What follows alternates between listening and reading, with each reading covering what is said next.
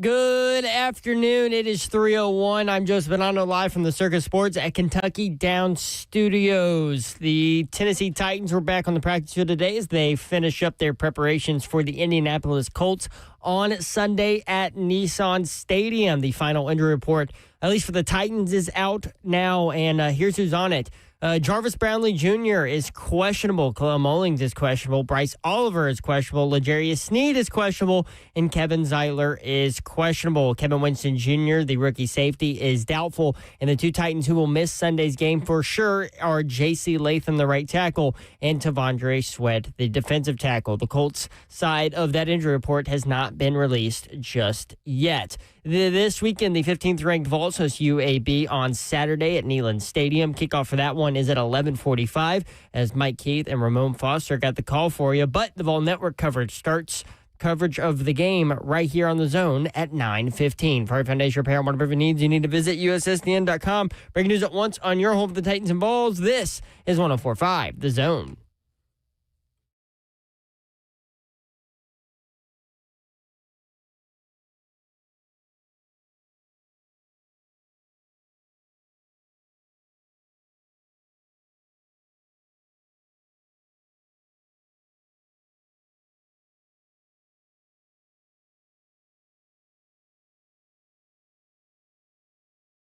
HL 104.5 The Zone. What up, Nashville? It is a Friday in the Music City, which means what? It's Friday! I was actually thinking about Trash Talk Friday. Oh, yeah, Trash Talk Friday too, y'all. Yeah, buddy. Call in and give us all your trash talk, man, for your teams. This is your opportunity. We do not acknowledge hindsight trash talk. So this is your opportunity. Get ahead of it. So if you're a UAB fan, yes, jump on in. Come on now. If you're a Georgia State fan, jump on in. Man, dive in. You do have Florida at Miami. You do have Auburn at Mississippi State. So we got some games going this week. Yep. Yeah? Brent Doherty with you on a beautiful day in the Music City. Hope you're having a great Friday. The weekend is here. Y'all, Babsy is not. She is in Durham, North Carolina. That's where they are, right? Like NC State at Duke, I think is right. Duke by 2.5. Duke. The executive producer of 3HL is Zephyr. I could hear that in my headphones, I think. Yeah. What's up? This injury report does not look great. Oh, okay, Zeph. We're not even there yet. I know. I just got to say it. I read it during the update. Zeph, you finna get a new name, Zeph. You can't gonna be nigga, Zeph. You can't have turbulence before you even get the plane off the damn runway. I'm sorry. Hey, man. Doesn't look great. Like, Zeph, all right, It was Zeph. depressing reading it during my update. Now, wait a minute. Hold on. Pause real quick before we go any further, y'all. Zeph, you been with us for how long? A year? Some Little change? over a year. You're in some change. Dog, at some point, Zeph, you believe that? gotta. We're going fast. Time flies. I know. Dog, you gotta get some positive. You can't, run to the negativity every single time, dog. When You it's gotta staring me in find the the face positive. like this, I'm kind of hard. I mean, even when it stares you in the face, step back at it, Zeph, and tell him you're a lie. Okay. Also, we have plenty of time to get to that. Oh, I know. like, I know. Let's lay the foundation of the show before we, start bouncing all over. This is a good time first. It's before we Friday, get- dude. Yeah, come on, Zephyr. My We got positivity nothing is the Vols are going to put up 80 this weekend. Yeah, we've got nothing but positivity and parlays. That's it. And a lot of them. Somebody just wrote. Ray wrote the parlay hit. I'm trying to. Ray. Pay me my money. Pay that man. You better his believe it. Hey, dog, I'm telling y'all better start following. It's kind of hot right now. That's 5 of them in the last you're 10 days. Listen, lose count, because they're going to keep rolling. I can't wait for the 17 hit. That's going to be the one.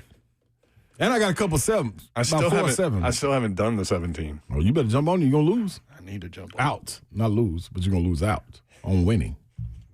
That was a much better game last night than Oh, yeah. That reminds me. Than a lot of people were. The parlay hit, it did. But let's go back to me trying to give you 11.5 points. You tried. And I Dolphins plus the 11.5. Divisional game, rivalry. I just couldn't.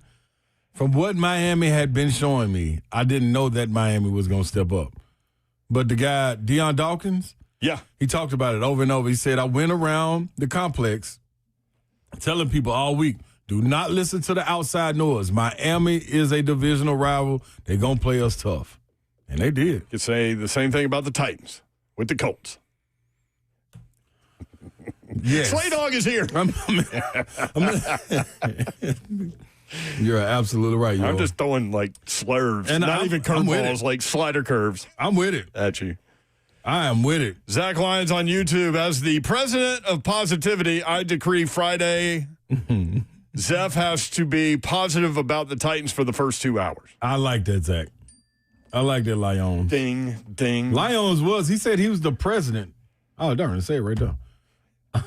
On YouTube. Yeah, he said he was the president and vice president Listen, of positivity. if I'm looking for a president of positivity, I'm not going to Zach Lyons. I'm just saying. Just on Fridays, go to him, though. Is that right? Yeah, every Friday. Somehow he spends it to positivity. I don't know. Blaine just be laughing like, dog, how did you get there? Like, him and Ross, they can't figure out how Lyons gets there, but he gets there. Yeah, because he's so negative during the week, bringing all these stats that show bad stuff. And then on Fridays, it just flips the script. I don't know why. Ray said, I also took the 12.5 euro. DHB, no. Benz said, need to be able to find the parlay if we miss it on here. No, dude. That's part of the beauty of the parlay. You got to be here for it. Hey, man, listen, if you miss the party, you can't wait a day and then go to the party. Come on, the party's over. Party's over. Man, the Cups, everybody, you want to walk in, everybody cleaning up. The beautiful part of this is, as you pointed out, you can go back and revisit the party on YouTube. Yes, you can. Yes, you can. You can. Like, and we went through this, y'all. Like, when I first got on, probably a year in, 2 years in, like, I was placing them on a couple of bets on social media. But I thought, like if you really rock with us, like, why wouldn't you want to tune in? Because we might give it out in hour 3 or hour 1. We just we play by feel here. Dude, we got the 17 out on Wednesday. What do we always say? Organized chaos. Come on, man. That's what we are with. So if we feel like at 4:23, we're doing the parlay. We're doing the parlay at 4:23. Drop the bomb on them. Got to bet a flaunt it. Get up on it. I don't know why I said that. We were doing all kinds of song lyrics. You said, I want to rock with you. Yeah, it was it. All night. But I do have 5 7 legs. Why not 6 7? Maybe. Babs would have loved she's not here. Oh, she would have loved that. And I don't even get it. I don't even get it. I just threw that joke. She would have dove in on that one, though. Oh, man. So I just want to let you know, before the show, I was working on a couple promos for us, and one of them I had named the Parsley Addiction. The Parsley Addiction. I like that. And I can't wait until our boss gets that into the system. Well, can you play the audio from it? I'll have to pull it up. Yeah, give me one second. When it's not all doctored up yet, but we do have the audio that you're going to be using. I like to give the good people like a little preview. Yeah, it's like the trailer. Mm-hmm. Man, that last night got me back in the game too. You were out of the game. I mean, that was let me tell you something. After the 5 successful parlays, you were already out. No, just because of what I got 1, 2. Listen, I'm gonna give y'all a rundown real quick before you even say it. I have 11-leg parlay, 15-leg parlay, 17-leg parlay, a round robin parlay with the 17. I got an Arizona State single bet. You okay for that? Yeah. I got a 7-leg parlay. I like your little single bets. I got a round robin parlay on the 7-leg. Jerry. I got an 8-leg parlay. I got a round robin of the 8-leg parlay. I got a 7-leg parlay. Also, I love that we figured out to call it parlay. I got a round robin of the 7-leg, which is times 11 parlay. That's 11. Round robin means you can miss one. Yeah. Then I got a round robin of that, which makes 12 parlay. I will never do a round robin slay. I believe in you that much. That's 12 parlays before we even got to one. And I'm going to give y'all a 5-leg today. So it's up to the people to choose. Dude. So you wonder why I was out of the game? That's why I was out, because I have 12 parlays. Zach Lyons in here again. I placed the 17-leg parlay today, free money. Yes, you did, Zach Lyons. That's what I'm talking about. By the way, Mark Mariani is not here today. He is out of the country doing some research on various things. I don't know. I can give him blood in the water. How did he do last week? I'll tell you exactly how he did. He took Tennessee over Georgia. He sure did. Yep, a 43-yard field goal cost moonshine. Man, I don't even want Cost to play us the all. music for that. No, don't worry about that. Let's skip it this week. All right, when you call, we'll go to you. That's how it works on Friday. Babs ain't here. And when Mama ain't here, ain't nobody here. Ain't nobody up. 615-737-1045. Yes, let's play the guts of the promo. This will turn into a promo with all the bells and whistles, but this is the audio? Okay. Babsy, you still have an opportunity to jump in on this 18-leg parlay. 18 It legs? was 17 yesterday. Oh, was it? Oh, maybe it's 17. All of his were money line bets, right? No. No, I moved some lines. I'm a line mover, Babsy. Habitual line mover. He's a betting earthquake. And it can happen at any moment, Babsy. Oh, I even went back and did an 11-leg last night for some odd reason. You said, ooh, like you just surprised yourself. That's like me when I drink wine and then Amazon packages pop up. this is Like, exactly. This is Slay's form of Amazon. You're right. I'm a habitual line mover. That's right. I missed that line. Yeah, absolutely. And then I forgot that I said that A you were betting earthquake. a betting earthquake. You just move things. That was good. I didn't even hear you say that one. Is it bad that we crack ourselves up? Do you think we crack other people up? Oh, absolutely. Okay, good. If they're not, something wrong. If you're not laughing with us, something wrong with Something wrong you. with you, not us. David in White House. David, you're first up. What's up, bro? Man, nothing much. What's up, Slay? What's happening, baby? Man, Springfield, man. I said White House because I done moved to White House hoping that I can get a Ramon Foster discount in scooters. You know what I mean? You ain't wrong. You ain't wrong at all. Hey, but no, man, two things, man. One, down and put that single Slay lay Okay. on the UAB, baby. You know I'm a Blazer, man. Former basketball Blazer, man. But tough, do the 39 and a half that we gonna cover that. Okay. Because I took it down to 22 and a half in my 17 league, so it's cool. Yeah. So you got a little faith in us, though, right? Yeah, there you go. What is the Tennessee team total in that game? That's what I'm wondering. I think 60-something. Oh, my Lord. Yeah, it was something. It's something outrageous though. But no, man, I was just touching in, man. What's up with the bullseye, man? Y'all ain't doing bullseye this year? Dog, man. Hey, man. First of all, that line is 69 and a half. But dog, somebody dropped the ball, man. Tennessee's point total? Or the total? No. I was saying the over-under. Oh, okay. Go ahead. Yeah. Oh, man, somebody dropped the ball on it, dog. Me and C. Wills was locked in, ready to roll, and got the call, man. They wasn't going to be bringing it back, dog. Hurt us so hard. It's all good, man. But, you know, I always tell you when I see you, man, we hooping. All day. You better know it. We hooping. Yeah, but buddy. man, I love listening to y'all guys, man. Keep everybody in tune, man. I'll be listening to those Slay parlays, man. Y'all That is. doing y'all thing, man. David, have a Appreciate great it, family. weekend, bro. No doubt, baby. I appreciate it. Yep. Tennessee total points. I'm about to click on it. What do you think it is? If the I'd say- over-under 69 and a half. UAB's offense isn't bad. I'll go ahead and No, tell they you can- that. they can They've got start. a quarterback. I'll say 55, 4 and a half. 54 and a half, yo. 55 and a half. Look We're at right us. there. We're right Man, somebody True build gamblers. us a casino and True we'll just do it. True gamblers. True to it, y'all. 615-737-1045. Gator Mike has some positivity. Gator Mike, what's up, man? How y'all doing? Happy Friday. First off, Ron, I gotta give it to Zeph, because Zeph is a realist. He's not going for these sunshine pumpers and everything. Listen, he Gator is Mike, just because you're being negative doesn't mean Yeah. you're being real. That does you not- can exactly. be positive and be real. Absolutely. Come on, Gator Mike. Absolutely. Zeph, I got your back. They don't know what they're talking about. They're just hoping for a good team. It's kind of like, you know me, Brent, I've been one of the biggest Billy Napier supporters. They got to do something this weekend, or I'm just going to have to, This might be the I wrong think I'm going to have to jump off the bandwagon, my friend. What? I mean, I'll still be a Gator, but my support is slowly starting to wane. No, Gator Mike, you can't do that. Your name cannot be Gator Mike and then your support Wayne. You just No, it just dude, don't go together. Thick and thin, man. Yeah, just don't go together. Listen, we've been through the hard times, so I understand why you're taking Zelf's side, because nigga Zelf, when he kicks in, that right there, that appeases to your soul. But don't be that, man. Y'all got tradition and everything down there. I shouldn't, as a fall, shouldn't be having to try to talk you off the ledge. You should be in there 10 I know, toes I'm down. just saying, it was disappointing with USF. Last week, the defense did everything they needed to do. Yeah, Brent your brought that up defense is great. yesterday. Your defense is great. Yeah. This is where we are in the world of college football, where a Tennessee fan is talking the Gator fan off the ledge. Crazy. It's crazy. Right. Oh, Gator Mike. It is what it is. But hopefully we'll get revenge this weekend.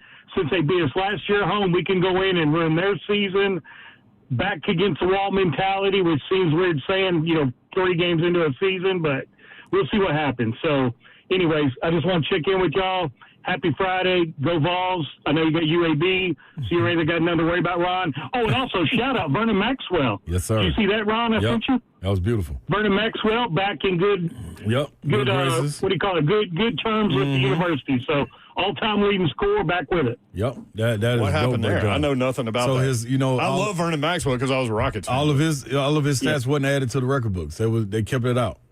For what reason, I have no earthly idea. I guess whatever it is, whatever remember when he was a pro, he was talking about how he got paid by the university or got paid by a booster or whatever. Okay. And that's during the Lon Kruger thing. So they're like, oh, yeah, you're going to rat out now that you aren't here. So it kind of ended with bad blood, but they forgave everything, I guess, now. So all his records and everything are back now, so that's a good deal. Hey, Gator Mike, Jim freaking Nance said, we can take Gator Mike to the Vol family. We accept everyone. Come on, Mike, the water is warm. No, we don't need them flip-flopping and doing the Gator roll, death roll, and I ain't at that Rocket point Top yet, waters. Brent. There ain't no death roll Yeah, right now. I ain't at that point. Even though my son went to school there, I ain't there, Brent. Okay. All right. Thank you, Gator Mike. Have a good weekend. Hey, have a good weekend. Yeah. I'm going to go to a few good men. Your boys are going down, Gator Mike. Yeah, this nothing I can do. I don't think you stop want it. to teeter everything on this game right They're here. about to be 1-3. Let's find another game in the schedule, though. Tasha said, I will be at the 3HL Casino when y'all open on the Cumberland River. Oh, yeah. It's a party. Yeah, buddy. We just going to be on a boat that just roams around. Like T-Pain? Yes. I think that'd be the best way to go, yo. We won't need to be in no stationary position. You never know where you're going to find us. Just walk along the riverbank. Do they still do the General Jackson? Like, can we just take the General Jackson over and make it like a sports book? Because you can roll around underwater, right? Yeah, you can. Somehow. Can I give a shout out? Shout-outs presented by your mom and them. Man, I got to give a huge shout-out to a family friend of the show, man. My guy, yes, indeed. Over at Paul's, I tell y'all all about getting your body right. Mike Bailey, man, became a grandfather early this morning. A beautiful girl named Rowan Bailey Smith. They're calling her Ro, so that's what I'm going to call her. Ro. So salute to Tate, handling the business. Big congratulations, man. You got anything? See, that's part of Trash Talk, too. See, he was trying to say, this is the positivity you're looking for, Zell. It is positive things happen on this Good Friday. We got people becoming a granddaddy. So, salute. Papa. I love the name Ro. That is cool. Yeah, that is dope. Yeah, salute to Tate, too. Way to go, cool. Tate. Way to pull through that thing and handle it like a rock star. Vandy Man AD2, General Jackson is still going. Dowdy says, Mayor was reading my mind. I don't know what I was reading. Daryl in the Borough, it's like Ozark. We were just talking about Jason Bateman. Yes, we were. That's funny. Great show, too. Oh, man. Mm-hmm. I wish they'd bring that back. Yeah, that would be something. Who's that real country, blonde-headed, curly-haired chick in that show? The one that was She's Australian. Is she? I didn't know. Yes. That's But crazy. she had that southern accent going. Yeah, brought that from deep down in the soul. Phenomenal actor. 615-737-1045 if you want in. You can watch the show live, YouTube, Facebook Live, Twitter, and Twitch. Twitch, please. There you go. All right, Jeff, when we come back, you can give out the injury report. Oh, Lord. The Colts did release their side of it, so we have that as well. I'll just go ahead on the front end and say that Jonathan Taylor, he went for 218 and 3 touchdowns last time he played the Titans. What are you going to go for, Joe? Maybe not that, but he stands to have a good game. We'll just say that. All right. Coming up next, 3HL.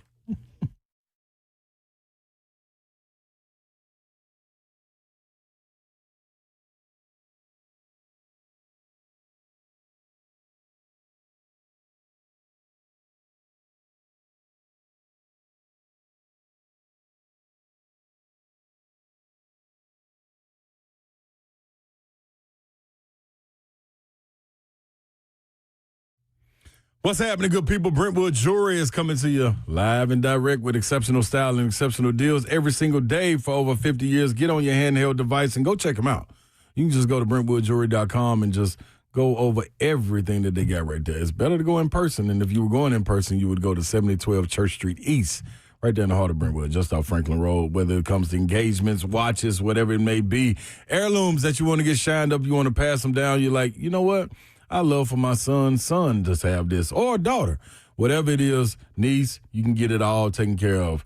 Graduation will be here before you know it. You want to get that taken care of, too. The Momley family always comes through and deliver. Go holler at Brandon and tell him Big Slate sent you over there and watch exactly the deals that you get.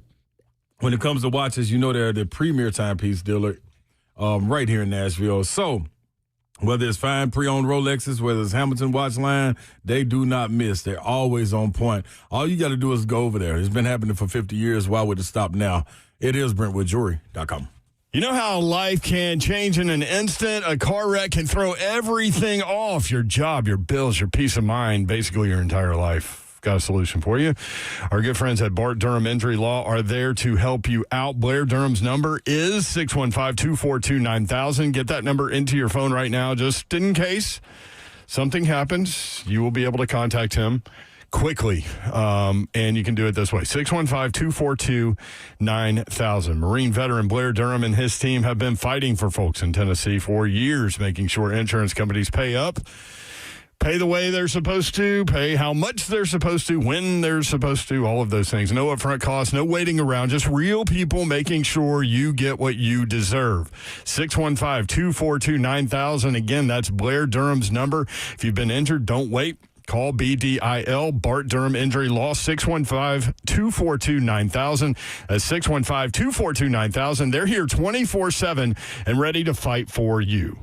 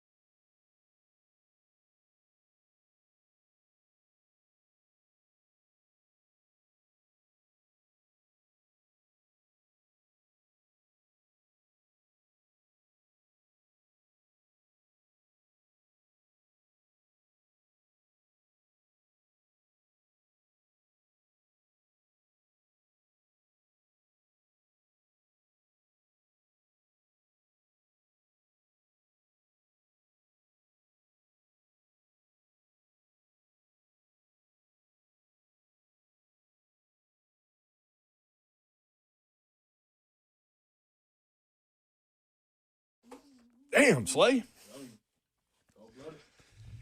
Woo. Cold-blooded. And talk about finger licking good. Man, everything we was looking for. We ain't stop, huh? Except napkins. Yep.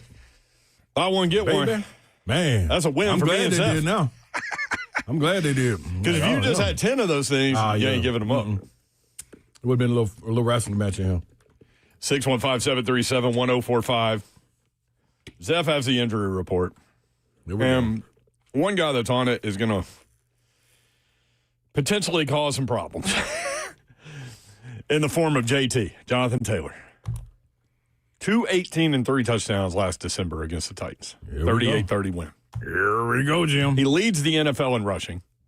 He's 26 years old. Year 6 out of Wisconsin. It feels like he's been in the league for like 72 years.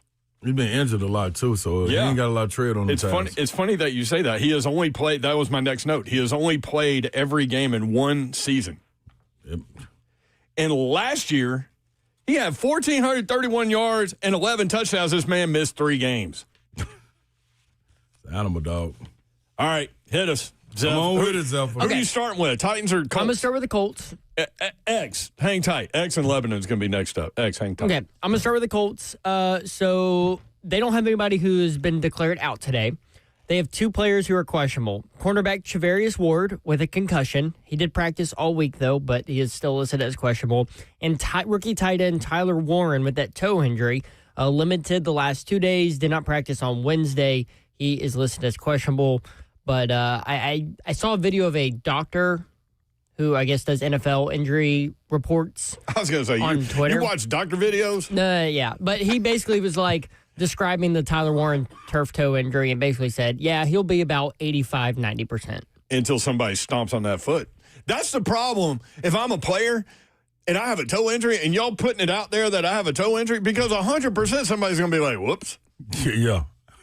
They will. Ask Hitman about that. Yeah. Mm-hmm. Damn, we taking advantage of anything. Like on the injury report, you coming out here? Oh yeah, attack. Like if you're playing down low and a guy you're guarding, you saw that he has a toe. Yeah, I'm stepping injury. on it. I'm stepping on it purposely. So be ready. Are you sure it's turf toe? Maybe he's got an ingrown toenail. Doctor said turf toe on the video, so I'm going to go with that. What does the doctor know? Is he his doctor? I mean, somebody's doctor. I guess he does a lot of like injury breakdown for NFL players. If you got an ingrown toenail and somebody steps on that, whoo. Yeah. So it's a problem. That's bad too. Okay. Yeah. All right, what else you got? You got All right. the Titans? Yeah, for the Titans. So there are a lot of questionables on here. Jarvis Brownlee Jr. with that ankle, questionable. Now, Brian Callahan said in his little scrum this morning that, because they don't do video on Fridays, they just do scrums, that the practice squad cornerback Jalen Armour Davis, who they signed in that first wave of waiver claims when they were taking advantage of that free first pick, and he's actually he was the most claimed player. So 4 different teams claimed for him. Titans got him because they're number 1. They've been prepping him all week to play a lot in this game. He played at Alabama. Was it Alabama or Auburn? Alabama. I'm looking at it right now. Okay. I remember this. Armour Davis grew up in Mobile, Alabama, and attended St. Paul's Episcopal School. He was rated a 4-star recruit and committed to play college football at Alabama. Oh, it says he committed to play at Alabama. Hang on. I think he played at Auburn. Huh. Okay, you look that up. I'll keep going. Jarvis Brownlee Jr. Not looking great there. Next questionable is running back Khalil Mullins. He's been questionable. I don't think he's played. No. I don't think he's played yet. He's dealing with that ankle injury. Bryce Oliver, wide receiver, questionable, has not practiced all week. He probably won't go. He banged up his knee last week, I believe. Cornerback L'Jarius Sneed, questionable. He did not practice on Wednesday or Thursday. Did practice fully today. I believe he said in the locker room that after practice that he was going to play. He did say that. He's going to play. He said that he got hurt by Big Jeff. Yeah, friendly fire. Yeah. Knee to the back. And Armour Davis did play at Alabama. Okay, cool. 6'1", 200. The next questionable is guard Kevin Zeitler, who's been dealing with that bicep injury. I believe he got hurt last game. If he as well. starts on Sunday, that'll be start number 200 for him. Now, he's only practiced one day this week, and that was yesterday where he was limited. So, did not practice Wednesday, did not practice Friday. Listen to my grammar. He doesn't need it. No, he don't need it. You don't need it. Safety Kevin Winston Jr., who has not played yet this season, doubtful with a hamstring injury. That not a surprise. J.C. Latham out with a hip injury that he's been dealing with. So it'll be either Udo or Ojukwu. Callahan said they both will play. So they both. He said they split first team reps this week, which is not comforting as a Titans fan. Slay shakes his head. Yeah, man. I like. You got two backup tackles. You definitely don't have one. Come on, dog. Like, why not just pick one and be like, okay, you're the guy? Because they both are, well, not very good. I think maybe you should just go heavy package and put them both out there together on this side. Make one of them a tight end. Do you think that the Colts would just say, hey, you know what, Titans, we get what you're going through. Y'all can play with 12. You can have two right tackles.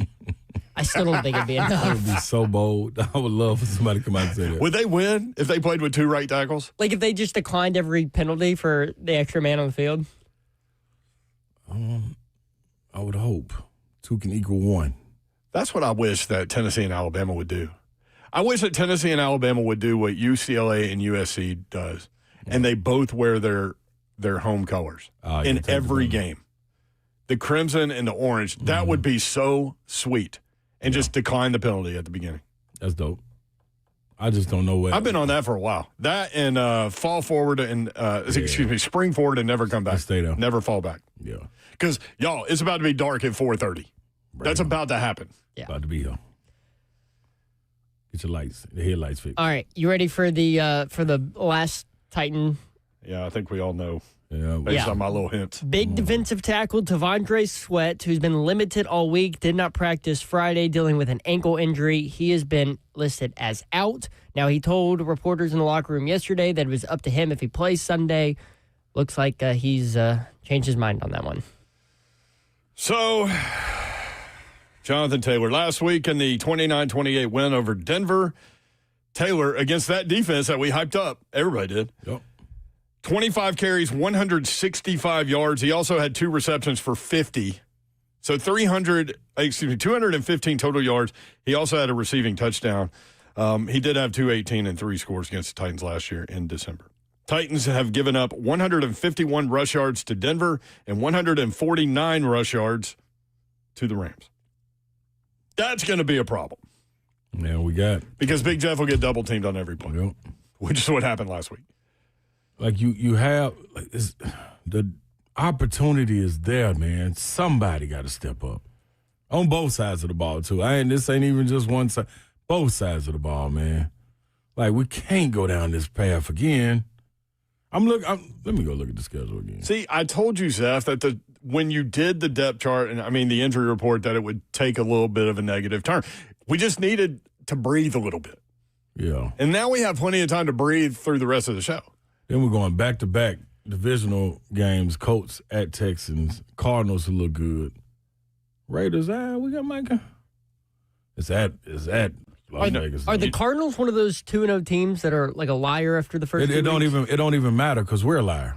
Yeah, like regardless of what they mean to the rest of the NFL, it's what we mean. Like it doesn't matter what anybody. Yeah, calls. like I don't think it's who we are and who they are. When I don't they think come the in Titans here. are a liar. I think the 0-2 start properly fits what this team is. Yeah, but Greg Cosell made a good point yesterday. He said, in the offseason, did you really think the Titans were going to be in it in the second half with either one of these teams? No, but I also thought coming into it, man, we can go get 6 wins. And by the way we're starting, it makes it difficult, especially it'll be different if we were getting beat like just healthy. Yeah. We're not even healthy. Now they have to go 6-9 to get to 6 wins. With key guys being hurt. That's the thing, man. The things that we were dependent on. All right, let me take this back real quick. Things we were dependent on coming into this year. An offensive line that gelled. That got better. Better individually and as a unit. Guys took a step. That Latham injury sucks. That's man, gut-wrenching. On the other side of the ball, the strength of the defense was the trenches. the teeth of the defense, which, okay, all we kept on saying is, man, y'all go ahead. Y'all go double team Big Jeff. Please double team him. Watch what Tavondre is going to do. Guess what? Tavondre's not there. So the two strengths coming into this year, which made me think, all right, you can carry and battle, that's what we missed. That's a great point. That's what we missed. We counted on both of those guys. Both of them. Yeah. Man, you know they're frustrated too. They got to be. Like, you want to be out there. You work too hard to get out there. They know what they mean to the team, Absolutely. too. 615-737-1045. X in Lebanon. X, what up? What's up, y'all? How y'all doing today? What up, X? What we done did to you now? Hey, boss. So first of all, you gotta tweet your parlays because I got in trouble the other day. So I'm a stay-at-home dad right now because my son got hydrocephalus. Mm-hmm. So like I got that YouTube on, and I fell asleep before practice yesterday. When I got up, I went to practice. I left it on YouTube. She come in, yeah, and I've been off work for like 6 months, so she done had to deal with y'all for 6 months on the radio, on the TV, all that. Yeah. So we go on a cruise next week, and so she was like, when you get back, it's nothing. I don't want to hear nothing about 104.5. I don't want to hear nothing about Titans on Sunday coming home from church. I'm like, okay, man. So that's what I need you to do. And number two, man, I put my money on the Titans. Y'all tripping. I don't care what the injury reports say. Callahan don't get it together. I like that. Y'all got to understand that he not used to Cam. Cam like a backyard. We ain't never had something like that. We ain't never had something like that. And like the incident over the offseason where they got to arguing and, he was calling the play. Like, this is new to Callahan. So, and his dad got to go ahead and retire. We need to get a new offensive coach in or offensive line coach in. But other than that, man, y'all chill. Let's put our money on the Titans. Y'all have a good week. I like it, X. I'm messing with X on this point. Admittedly, I already did it. 4.5. Good job, yo. Titans plus There you go. I like X's point because I was talking about that on Savage and Will this morning, Ramon and Will this morning. And Savage and Will. Yeah, that was a good one right there. Change their whole little name. Coming up tomorrow on Savage and Will. Yeah. No, so that's what I was saying too. Like, what enamored me about Cam Ward when they went down there to the indoor facility in Miami and all the words were coming back, it was how free-flowing he was playing. You know what I mean? Maybe we're at the point after you get past the first 10 plays, you get rid of the script and say, you a gunslinger, go sling it. You know what I'm saying? Like, go play he's shining when he's innovative and playing backyard football. Now, I'm not saying that's going to work every single time. You got to have some structure. But you could do that within the structure. That's what I mean. Everybody's out there professional. Like, it ain't like we're gonna have people running into each other or something like that. Like, you know what I mean? Like, this is the replaceables or something like this. Like a bunch of fainting goats. Yeah, no, everybody know where to be, dog. Cam, go create. You know what I mean? Go get out there, get off schedule, man. Play your game. Because look what happened when the plays happened that we are on schedule. Offsides. People don't know whether to catch or block. Like. Illegal man downfield. Maybe the schedule throwing us 14-year vet, illegal man downfield. So, I 45 lined up offside. That's the penalty that drives me the craziest. You have a choice to look at the ball. The ball right there. How are you lined up offsides ever? It's right there. That happened in the Tennessee-Georgia game, too. I forget who it was for the Vols. He lined up offsides, and they gave it to him. They didn't call it. And then the very next play, lined up offsides again. Man, hey, keep doing it. Fooled me once. Same on me. Fooled me twice. Shame on you. Flag. All back in reverse. Shame on you at first, then shame on me. Can't be fooled again. Flip it and reverse it. That's good. 615-737-1045. Colts are favored by 4.5. The Colts have won 4 in a row against the Titans. They have not punted this year. Yeah. They have scored on 14 of their 17 possessions. And one of those possessions was one play kneel down before half. So 14 out of 16. The 2 that they didn't score on, they went for 4th and 2 and 4th and 1 and did not get them. So they gave it up on downs. But, yeah. Aggressive. They have not turned the football over. And the dimes. This is why they're due. They're due. Okay, I'm with you on that. They're due to punt the football. Okay. They're due to turn it over. Okay. Danny Dimes is due to not be almost perfect. I totally agree. I agree with that. What about Taylor? Yeah, Taylor, I don't know what to say about that. I'm trying, Slade. I'm with you. Like I want that build up where I can feel like, you know what? Now they got this. I just can't find right now where they got this. Yeah. It's the only problem. I ain't seen my wide receiver one yet. This is the first Colts road game. Okay. Get away from home. Uncomfortable. Not in your own bed. Take that, Prince of Positivity or whatever he's calling himself. President of the Positivity. Zach Lyons. Yeah. I like Prince of Positivity. That's like the Prince? Yeah. Okay, that's cool too. Who's the king? Me. I'm with that too. All right, when we come back, Nate Washington calling out Calvin Ridley. I haven't heard this. I haven't either. Purposely, I didn't listen to it. That's next. If you want in, 615-737-1045. Friday around here is called what? Get Friday! Or Trash Talk Friday next.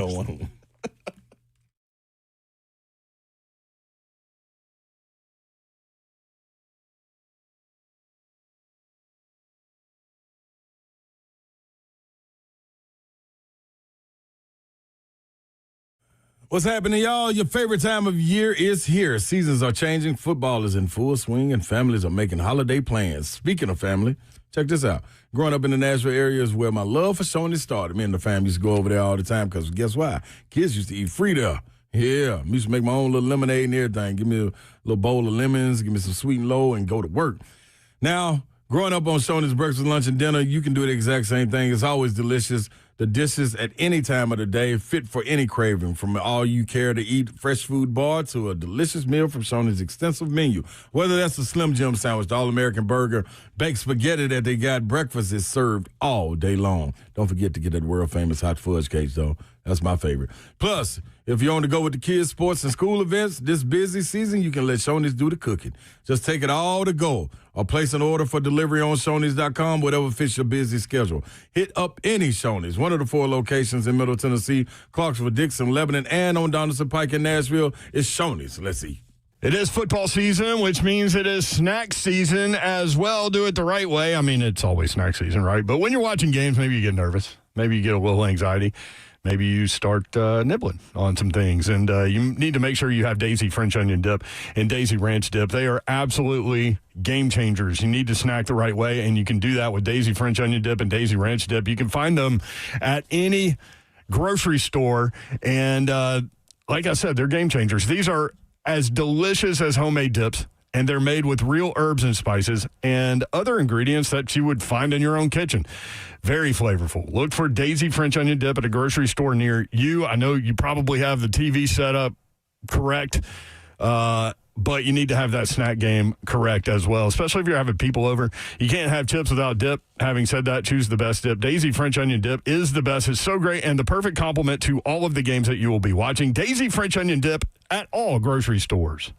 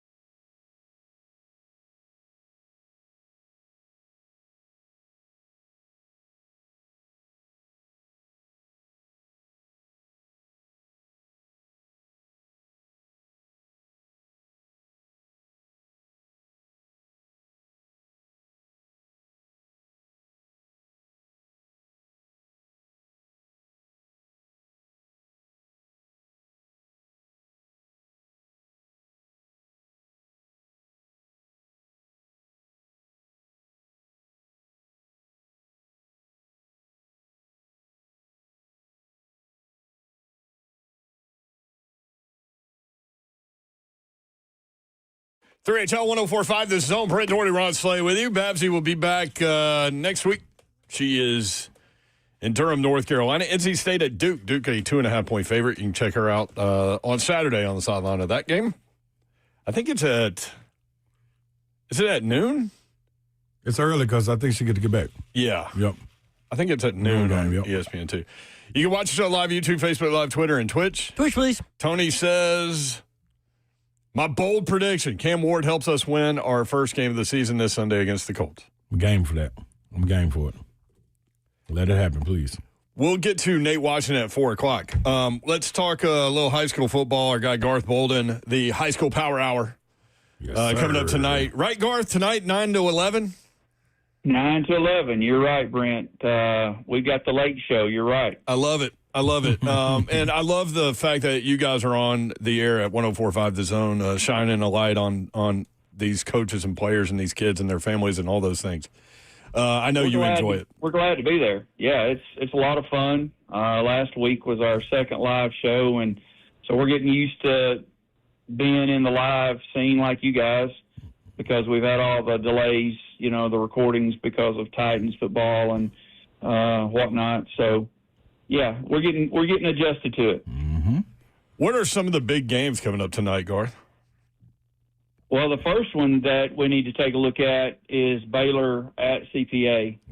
Baylor 3-0, ranked first, number one in the state, and they're going up against CPA. Well, now CPA is 1-3, but they have played two out-of-state powerhouse teams, so their record is not as indicative as what quality of football team they are. So that's definitely one we're going to be watching. Yeah, real quick. CPA played Cincinnati Moeller and also Tupelo, who was the 6A state champion in Mississippi last year. So, yeah, Engel's not afraid. A lot of these coaches aren't afraid to schedule tough schedules because they know it makes them better once the playoffs get here. It doesn't matter what your record is.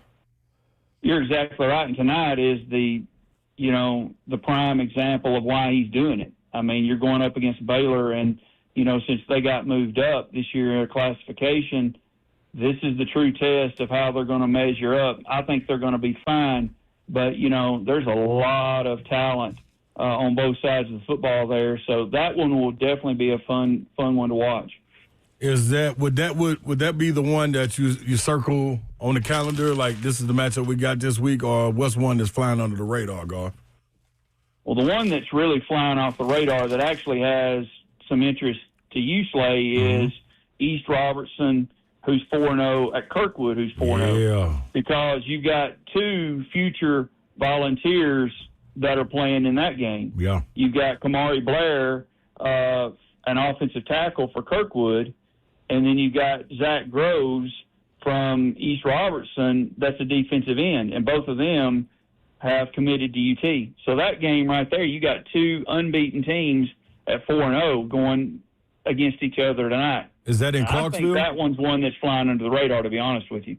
That one taking place in Clarksville? Where is that taking place at, Garth? That's at Kirkwood, yeah. Oh, yeah, okay, yeah. It's going to be buzzing up there. Definitely buzzing. Yeah, that'll be a good atmosphere. That'll be a fun game. Should be a great night for football. So, I don't think it's going to be too really hot, and the humidity's not terrible. Mm-hmm. So that one should be a really good game. Another game that I'm interested in is Tullahoma at Nolensville. Now, Tullahoma lost one. They were undefeated, and they lost one a week or so ago against White County. And, they've got some talent down there. They're not afraid to throw that football around. Yeah. And so I've got an interest in that game simply because, it's where you and I live. We live out in the Nolensville area. That's so, right. that one is of interest. But, you got some other games that are certainly ones that we'll be watching tonight. You've got, Oakland, who's 4-0, and at Siegel, who's 3-1. So you got some Rutherford County teams that will be going head-to-head there tonight. Right. So, what we'll do, Brent, is we'll focus on those games, keep everybody up to date what's going on. We'll have some coaches call in after the games and some players, and then, we'll highlight in the first hour, a couple other sports just to fill in that gap as we're watching and having, updates of what's going on before we get to final scores. You got fans calling in? They can call in as well? Yes, that is correct. Right. They can they can text us or they can call in and we'll take their calls and certainly because we want to know what's going on ourselves. Right. I mean, one of the challenges that I had last week is I was watching a game live and then I was watching Twitter on my laptop and then on my phone as well. And Charles is talking to a coach, and he looks up at me like, "Are you ready to ask a question?" And I didn't even have an idea what he was talking about.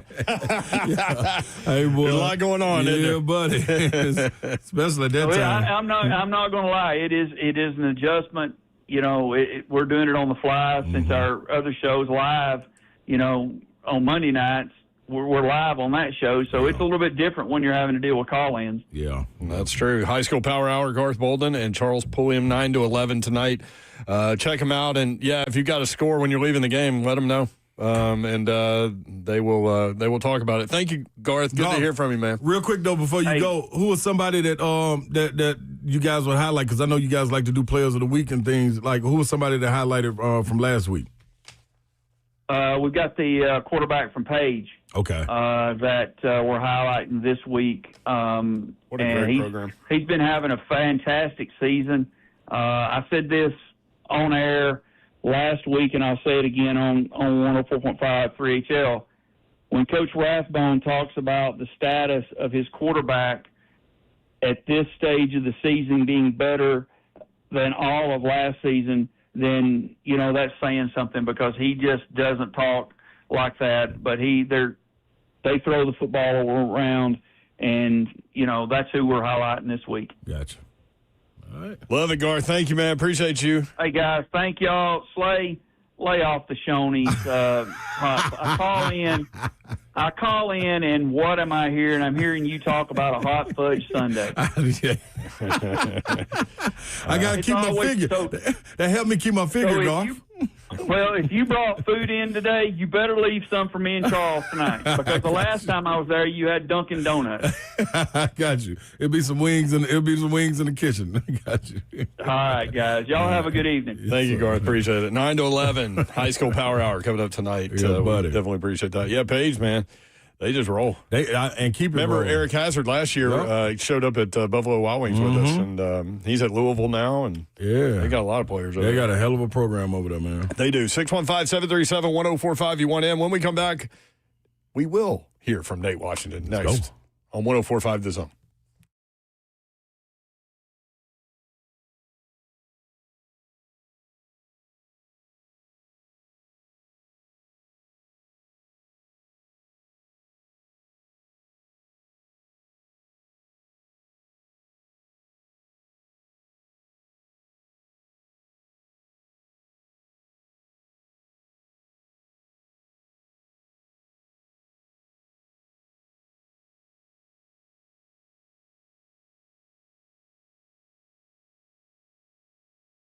I've got an important message for you from our good friends at Bart Durham Injury Law on this Friday. Some lawyers chase ambulances. It's true. They're not supposed to. They'll do anything to get your attention, but not Blair Durham and his team. 615-242-9000. That is Blair's number. Get it into your phone. 615-242-9000. If someone calls you after a wreck from a law firm, they are breaking the law. That's right. There are lawyers out there breaking the law.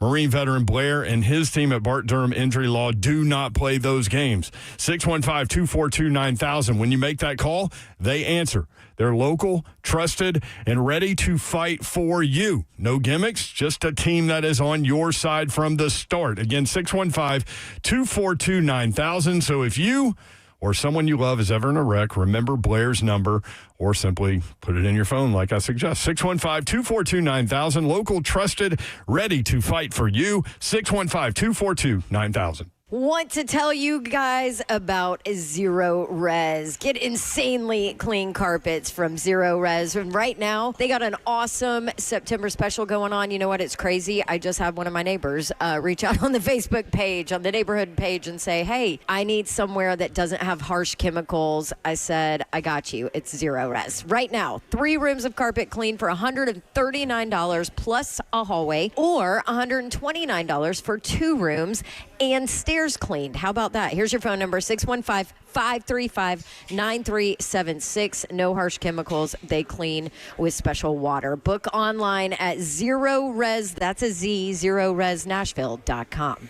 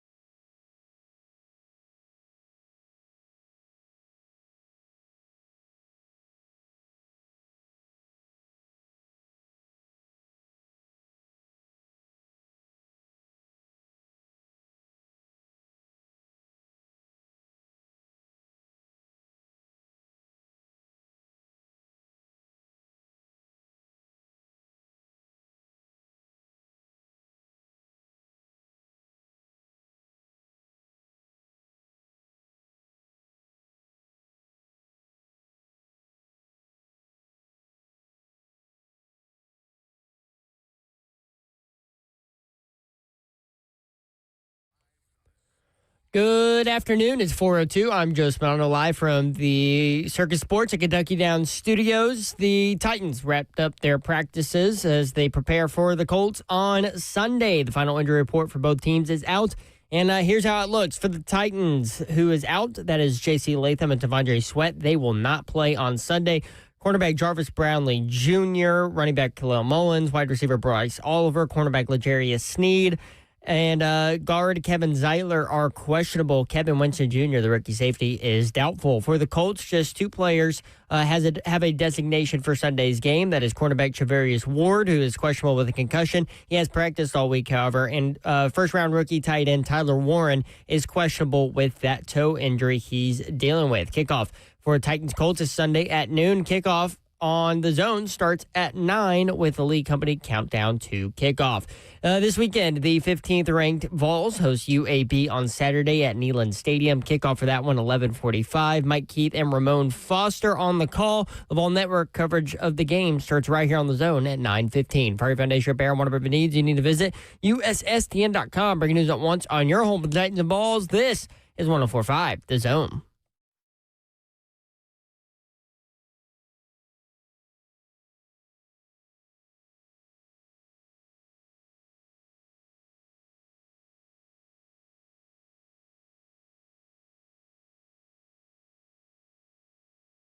HL 104.5 The Zone. Well, Brett Doherty with you on a beautiful day in the Music City. It's going to be a great weekend. Looking forward to it. Babsy is in Durham, North Carolina. NC State at Duke. We did find out that game is at 3:30. Yep. We just had to look at it. Do some research. As opposed to guess. Right. Find out when our teammates I thought she said something about noon. Maybe that's next week. I think that was for next week, yeah. What she got? I don't know what she has next week. She don't know. But it's out of the two choices, both of them at 12 at noon, though. Is that what it is? Pretty sure. Can we say it? Yeah, I always wondered about that. I know one of them is either Pitt and somebody or Pitt and Georgia Tech and somebody. Guess Slay's saying it. Yeah, I'm out here. Well, I mean, to be fair, what's somebody going to do with that information? Like, to wreck somebody's world? Mm-mm. Hey, y'all. Mm-hmm. Babs is doing the Georgia Tech game next week. I hope it's Georgia Tech so she can see Haynes King. She loves Haynes King. I do, too. Man, I was just too. Savage loved him, too. They got a chance to be undefeated going to the Georgia game. They're going to be favored in every game until Georgia. Until Georgia. What's that? Last game of the season? Yeah. Here's the thing with Georgia Tech, though. I'll be so beat up. They're great as an underdog, and they lay some stinkers when they're favorites. Yeah, that ain't good. Todd mentioned that yesterday, actually. Slay Dog is here, y'all. I'm in the building. Better? Why?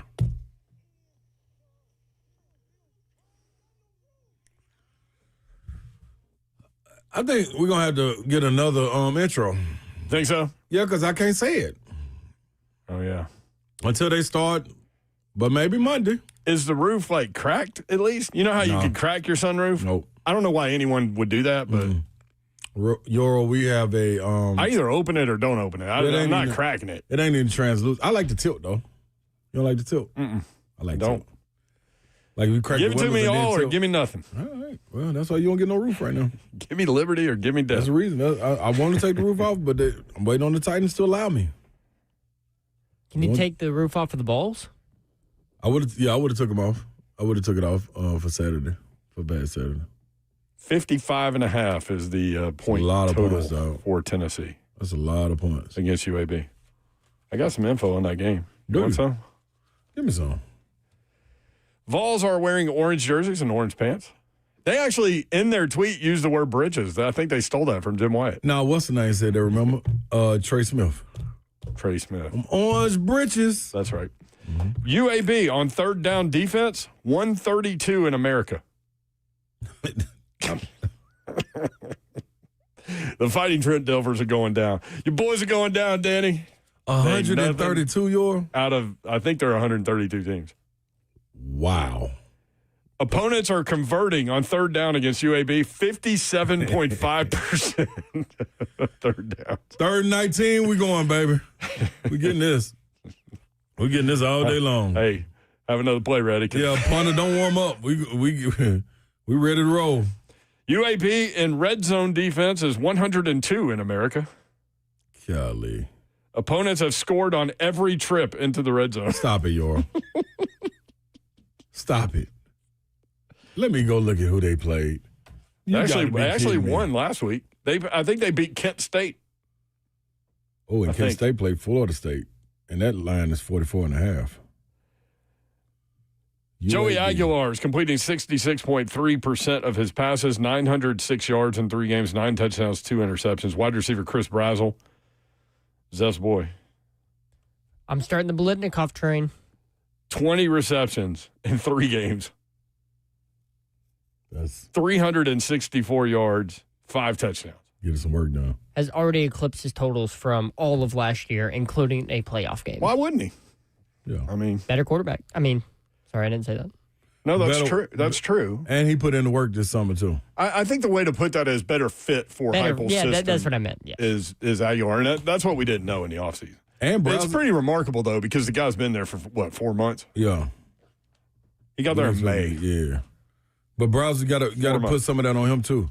The work that he did this summer wasn't what the work that he did coming into UT. That and several of those catches were 50-50 balls that he turns into 100% balls. Yep. I mean, he was a freshman All-American at Tulane. I was very excited about him coming over. Kind of disappointed. So was Babs. She had seen him at Tulane. Sure, yeah. So I'm very glad that he's getting this success right now. Let's see it through the rest of the season. Black Wookie is on my little tip here. I'm calling it Georgia Tech going to be 11-0 before they face Georgia. I mean, look at their schedule. Who's that? Georgia Tech. G-Tech, okay. Yeah. Vandy and Georgia State. Little Birdie told me there were 700 tickets left yesterday. I think it's down to like 400 now. Good.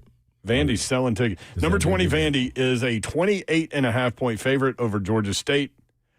They say they're looking for the standard, not revenge. I love that. Yes.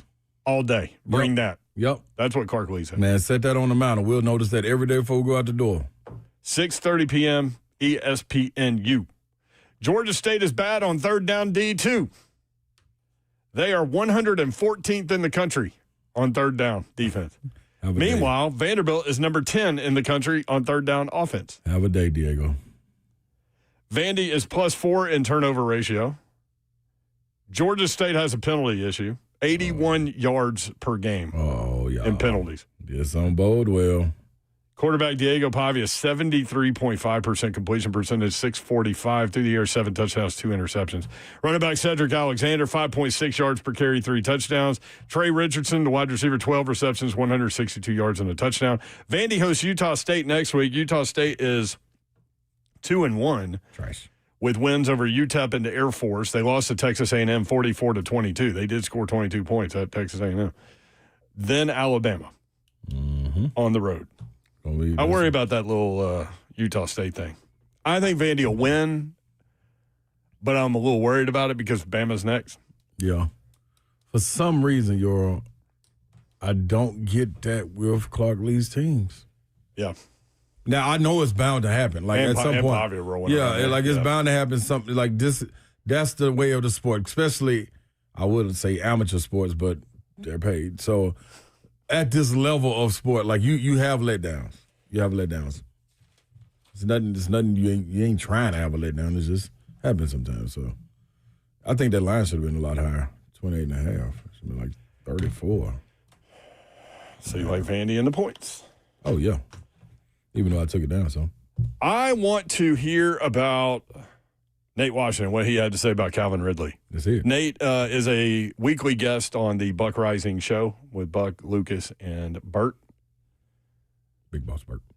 That show is so much fun to listen to. Yes. All the shows on his own. But anyway, what did Nate have to say about Calvin Ridley? I don't even know. Let's hear it. Oh, man. He needs a real reality check. And I don't know if it's there. I don't know if the coaches are connecting. I don't know if it's the environment. I don't know what it is, but something's not turning on. And it has to be an understanding that not only does your salary require you to do more, but, your veteran leadership is required. Your veteran leadership for the years that you've been in this league and the experience that you've had, going your ups and the downs, the perseverance, the hard work, the dedication it takes to, succeed on this level. You have experience with this, so to see it not turning over is definitely disappointing. Not only as a fan, but as an alumni of the team and somebody that's continuing to evaluate this team. You're looking at a $90 million man that's underperforming. I understand having bad games. I understand, having a catcher to here get away from you, but the consistency and the reliability is the thing that concerns me the most. Being a veteran, being a leader on this team, being an assumed captain, you have to understand, bad plays happen, but when it comes time to be reliable and show up for this team, you have to be there, and he hasn't. True, sir. I offer no pushback. Absolutely none. Ridley had 2 big drops in the opener and had another big one. Yeah, and then guess what? Against the Rams. You have the tag, and deservingly so, by not only your performance, potential, and paycheck, but what's expected out of you. You got the tag wide receiver 1. Like, that's it. RB1, QB1, like you the guy. When you lead the room, when we announce, hey man, here come receivers, we ought to see you first. I totally agree with him. And he should be the one out front saying, I got us. Don't even trip. I don't know what's going on play call, but with Callahan talking about the connection that Manor and Cam have, and they can attack the one-on-ones, that's cool. Don't forget about this. Is this the game he busts out? It better be. He's due. It better be. They have a safety named Cam Bynum who has an interception in each of the first 2 games. But this is another matchup where if you can protect Cam, you can do some things against that secondary. I mean, come on with it. 615-737-1045. Dirty Bird in Laverne. What up, DB? What's up, guys? Thanks for taking the call. Of course, I'm a Falcons fan with my name here, but I'm partial to the Titans and Balls because I'm here and I love you guys. And I've just got to say something. First off, with the Balls, when y'all go to Mississippi State, y'all need to get around to everybody. Y'all bring kazoos. Y'all just kazoo them to death when they start ringing cowbells. So I got that problem solved for y'all. Kazoos. How are we going to get a big purchase of kazoos? What are those soccer things, the vuvuzelas or whatever those are? Yeah, something. I mean, anything. But on your Titans, look, I'm going to make a prediction here. I want y'all to remember this. So the Colts, everybody's looking at them like y'all are overstressing about them. Danny Dimes has beaten Miami. That's all he beat. That he would have lost last week, but it was a debacle. Y'all are going to kill them. I think you're going to go. Who is the Texans beat? No one. You're going to get them. The Cardinals are pretenders. You're going to beat them. The Raiders are nobody. You're going to beat them. I'm looking at y'all going 6-2 going into San Diego. That's what I'm looking at. Like, you guys are but y'all need to tighten up, man. I'm telling you, good times are coming for y'all. I love it. Look at you, Dirty Bird. I'm telling you. Dirty Bird, you've been on fire, man, since you called in and said y'all was going to beat us. So I totally respect it. Seriously, they got the Jaguars. They're 1-1. They're having problems with Trevor Lawrence. I mean, what I see, the Chiefs, the 49ers, the Chargers, that's going to be the 3 that are going to be tough. Yeah. But I think that Cam is learning every time he goes out there. He makes special plays every time he goes out there. Like, your time is coming. Quit stressing over the Colts, though. Danny Dimes is nobody. Listen, it's like Tim Couch or somebody. I'm not sold on him. Come on, man. Did you see him in New York? I mean. Yeah, but he's not in New York. He's in a different system, and he's playing well. And Tyler Warren is a weapon at tight end. Jonathan Taylor is a running back that's exceptionally good. Man, let me ask you this. And I have Matt pointed Ryan was out, a good quarterback. Dirty Bird, I have pointed out the fact that they should be 1-1, if not for a penalty, because they missed a 60-yard field goal with no time on the clock. They got 15 yards. They hit a 45-yarder to win. They should be 1-1. You were right. Do you feel like Matt Ryan was a good quarterback? For a long time, yeah. Okay, when he went to the Colts, do you think he should have been that bad? I'm just not sold on the Colts. That's where Nathaniel came from. Was Matt Ryan in the Colts? On their people. I think that y'all are fixing to show everybody who the Colts really are this week. Watch. I love it. Thank you, Dirty Bird. Appreciate it, man. 615-737-1045. With that. Jason in the car. Jason, what's up? Hey, man. I like what you Tennessee, y'all got your J.J. McCarthy. I really like him. That was a great game Saturday. But I'm telling you what, November 29th, there's a Pavia train rolling through Neyland Stadium. He ain't dropping dimes. He's dropping 10-ton anchors on that Navy Fall Navy. Hey, as much respect to that. Man. How did we get that so quick, though, man? What, we got 8-9 games before then? Yeah. We got it. Hey, both teams got to run a gauntlet. That's right. Both of them That's right. Yeah. That's right. No doubt. There you go, Jason. Love it, man. Trash Talk Friday. Yep. Mm-hmm. Good luck to the Commodores this weekend. I was just told it's 150 tickets that are left. Hey, man. For Georgia State. That's what I'm talking about. Turn it around. Turn it around. Keep it up. Clark going to get a statue. Keep it on up. I mean, he was close to being run out of there until Diego Pavia showed up. And that's like, guess what? That's all it takes. And Clark took over the defense. Yep. And Coach Kill. Coach Kill, yep. 615-737-1045 at 3HL1045 on Twitter. We've got Jarrett Garantano coming up, and if you guys haven't checked him out on YouTube, you can follow him, subscribe to his YouTube channel, Jay Garantano. That's Jay Garantano. And he breaks down, if you're a Tennessee fan, it's a must watch every week. He breaks down every offensive play. And we certainly have a lot of offense to talk about with JG. When we come back on 3HL. We'll do that next. 104.5 The Zone.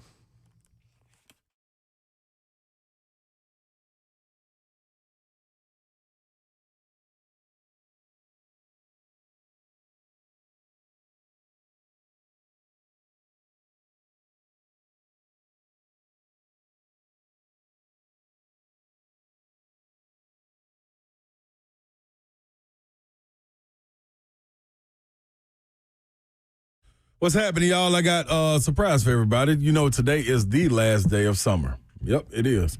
Don't be fooled, though. That don't mean the weather is not going to be hot, which makes your house heat up and be hot. You can control that, man. All you got to do is know who to get that HVAC unit right. When it comes to it, the heating and cooling company that can take care of all your HVAC needs, that's Spring Hill Heating and Cooling.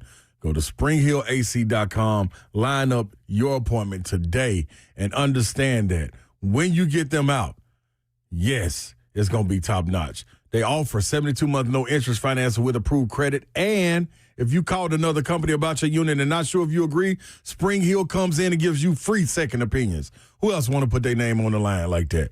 Kevin and them. That's who does it. Kevin and the family. Family-owned and operated company since 2011 when they opened up the doors, and they've been rocking and rolling ever since. And if you need repairs, they also offer low monthly payments on those repairs. So you can't lose. Have them come out just to check it. If you don't believe in it, which you will, hey, tell them Big Slay sent me this way, and he was wrong. But I promise you, you won't. SpringHillAC.com. United Structural Systems is a foundation repair and waterproofing company that has served the Middle Tennessee area since 1994. Maybe you've got foundation repair issues. Again, they do waterproofing work as well. But foundation repair, let me run some symptoms by you because it has been hot, dry summer. And maybe you notice soil cracking, pulling away from your home, leaving holes or gaps next to the foundation. Are your bricks cracking, walls bowing, doors or windows sticking, drywall separating, chimneys tilting or leaning? These are all signs of a possible foundation issue. Your house just may be trying to tell you something. And when it comes to large home repairs, a lot of times we homeowners pretend that you don't see the warning signs, that maybe you're afraid of what you're going to hear. This is especially true with waterproofing and foundation repair. It could be something big that needs to be fixed. It could be a small problem that will become bigger, or it could be nothing. Bottom line, you don't know what you don't know, and you certainly don't want to be sold something that you don't need. Over 30,000 100% satisfied residential customers. Homeowners trust USS, keeping homes dry and stable. We guarantee our best. Call USS 615-488-7855. Online, USSTN.com.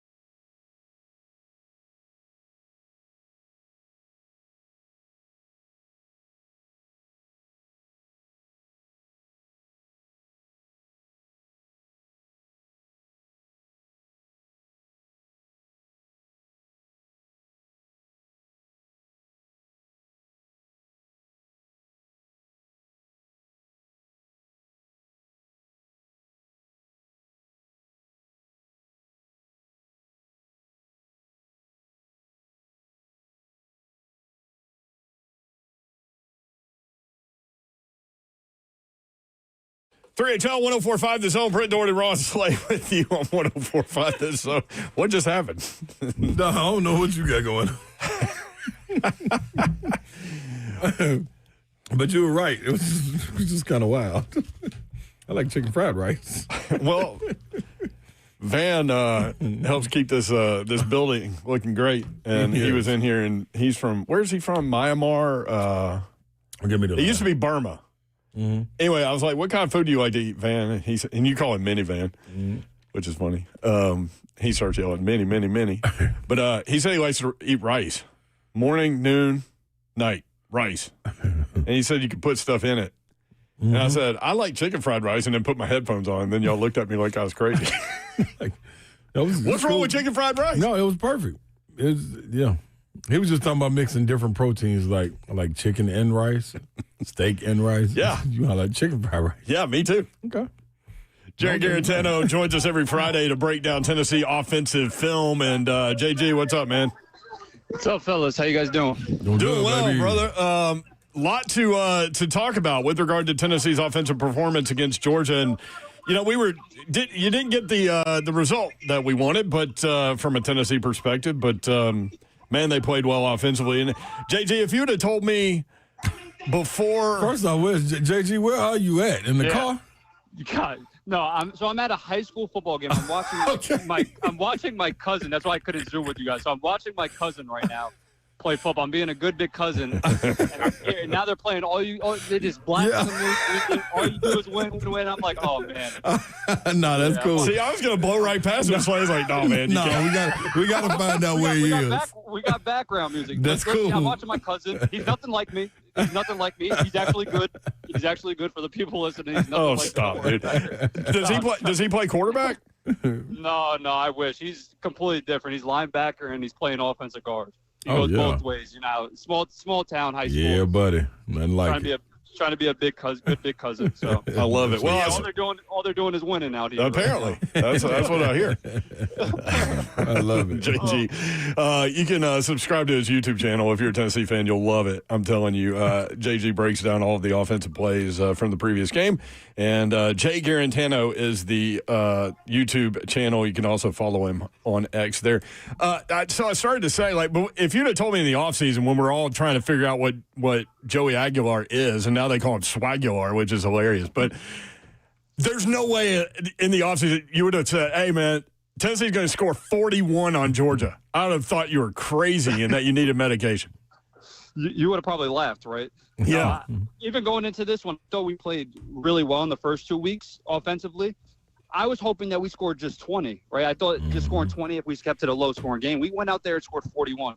Offense obviously had some hiccups in the later second quarter and early third, but all in all, when you look at the production by offensive drive, really, really good day offensively. So Aguilar was balling. He was balling. He was. That had to be fun for you to watch as a former quarterback for sure. Both those guys. I mean, Gunnar Stockton too answered a lot of questions. Gosh. He played absolutely awesome too. Isn't that crazy? We were sitting. Our biggest thing last week when we were talking, we were just talking about all the unknowns on Georgia. Yep. And I guess he was one of the biggest unknowns too, because he hasn't showed anything like that on tape stemming from last year and this year. He played a great game. Yep. Super awesome game from him. Unfortunately for us, obviously, right? We didn't need him to play his best game of his career first. Right. But well, before we get into Tennessee, while we're talking about Gunnar Stockton, from a quarterback perspective, how great was that play call and the design and the route by London Humphreys on fourth down, and the throw was perfect. Oh, they went right back to it, right? The play before, they threw a fade to the right side. Not a great throw. I got up, a little bit of celebrating, but they went right back to it. 4th and 4s, that's a tough call. 4th and 5, tough call to go cover 1, cover 0 there. I wish maybe played some zone, send some pressure. We put our corners on an island. Now I understand if our corners, but we put our corner on an island, and that's as good of a throw and as good of a catch as you can make, especially in that situation. That was unbelievable. And it was good coverage too, right? He just had too much room to the sideline. He was able to fade to it, but that was Unfortunately for us, it was horrific. But when you look at it from a football perspective, that was a lights-out throw, lights-out catch when they needed it most. Yeah, and as I said, Tennessee fan, Slay and I both went to Tennessee. Obviously, you did too. But, from our perspective, the result wasn't there. But that game was an amazing football game. So entertaining, so many plays being made. Let's talk about that first drive. Tennessee goes ultra fast, right? I don't think that Georgia substituted on that first drive. I don't think they were able to. What was Tennessee doing well there? My goodness. Everything, to be honest. When you watch it, when a play caller and when a coach has they have their first 15 wrote up, so their first 15 plays of the game, usually it's not sequenced because you'll have a setback somewhere or you'll have a third down. You prepare for the first third down, but outside of that, you don't really know. I don't even know how many third downs we were able to get to. Coach Heupel was just going off his openers, and we were firing on all cylinders, right? Like, it was absolutely awesome. The tempo was awesome. The easy completions was great. We were running the ball very effectively. It must have been everything that coach and offensive staff seen on tape because the play calls were lights out.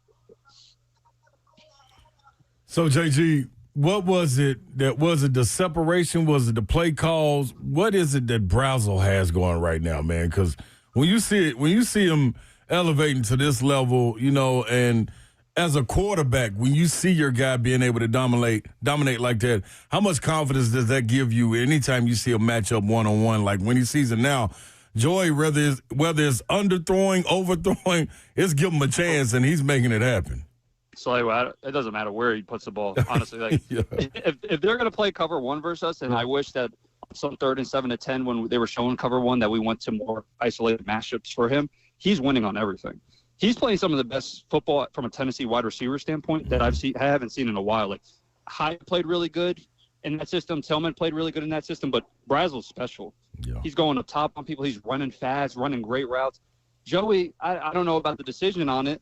He threw a go ball. The cornerback had 6 yards worth of separation playing his deep third, and Brazel comes out of nowhere and just snags it over.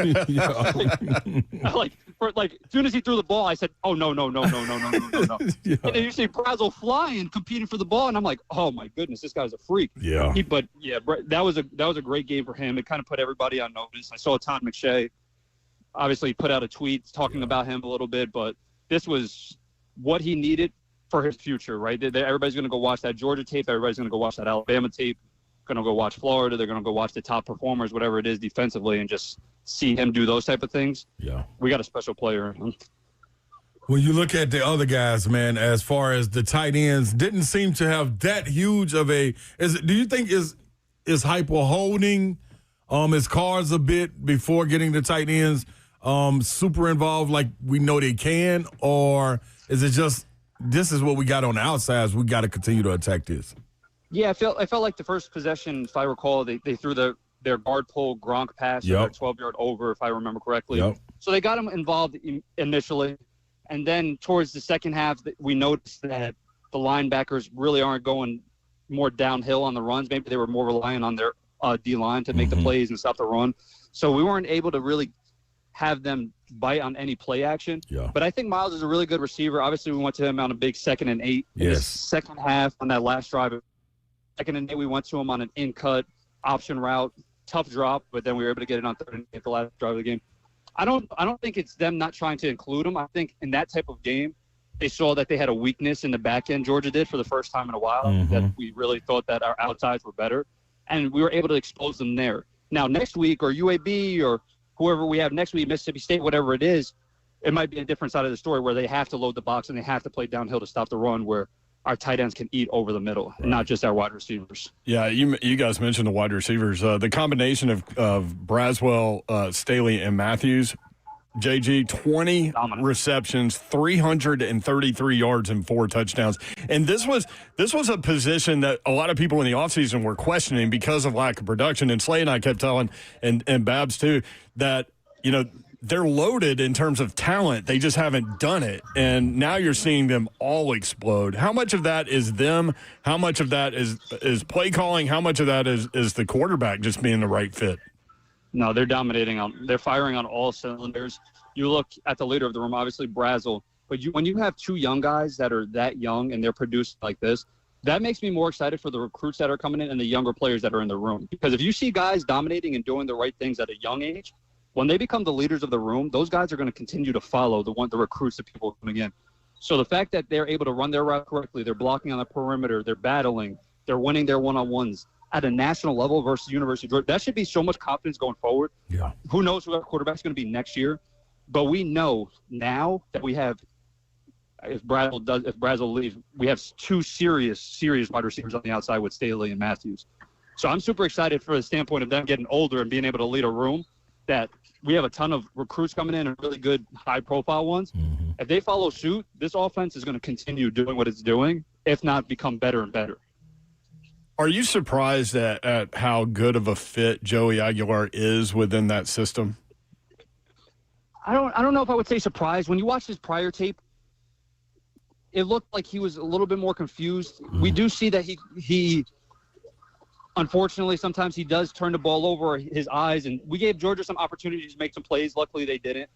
We've seen some of that on tape, but outside of that, you see gunslinger a little bit. You see him being able to give the guys chances, but he's so good staying calm and poised. I think that's his best attribute. I wouldn't say his arm strength is magnificent. His running ability is magnificent.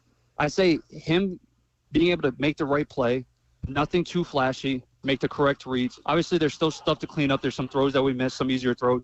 But for him to stay poised and calm in that situation, we know that he's an older kid. But for him to stay calm and poised in that big of an SEC football game, that shows flashes that he's going to be ready for the games later in the season as this season starts to wind down.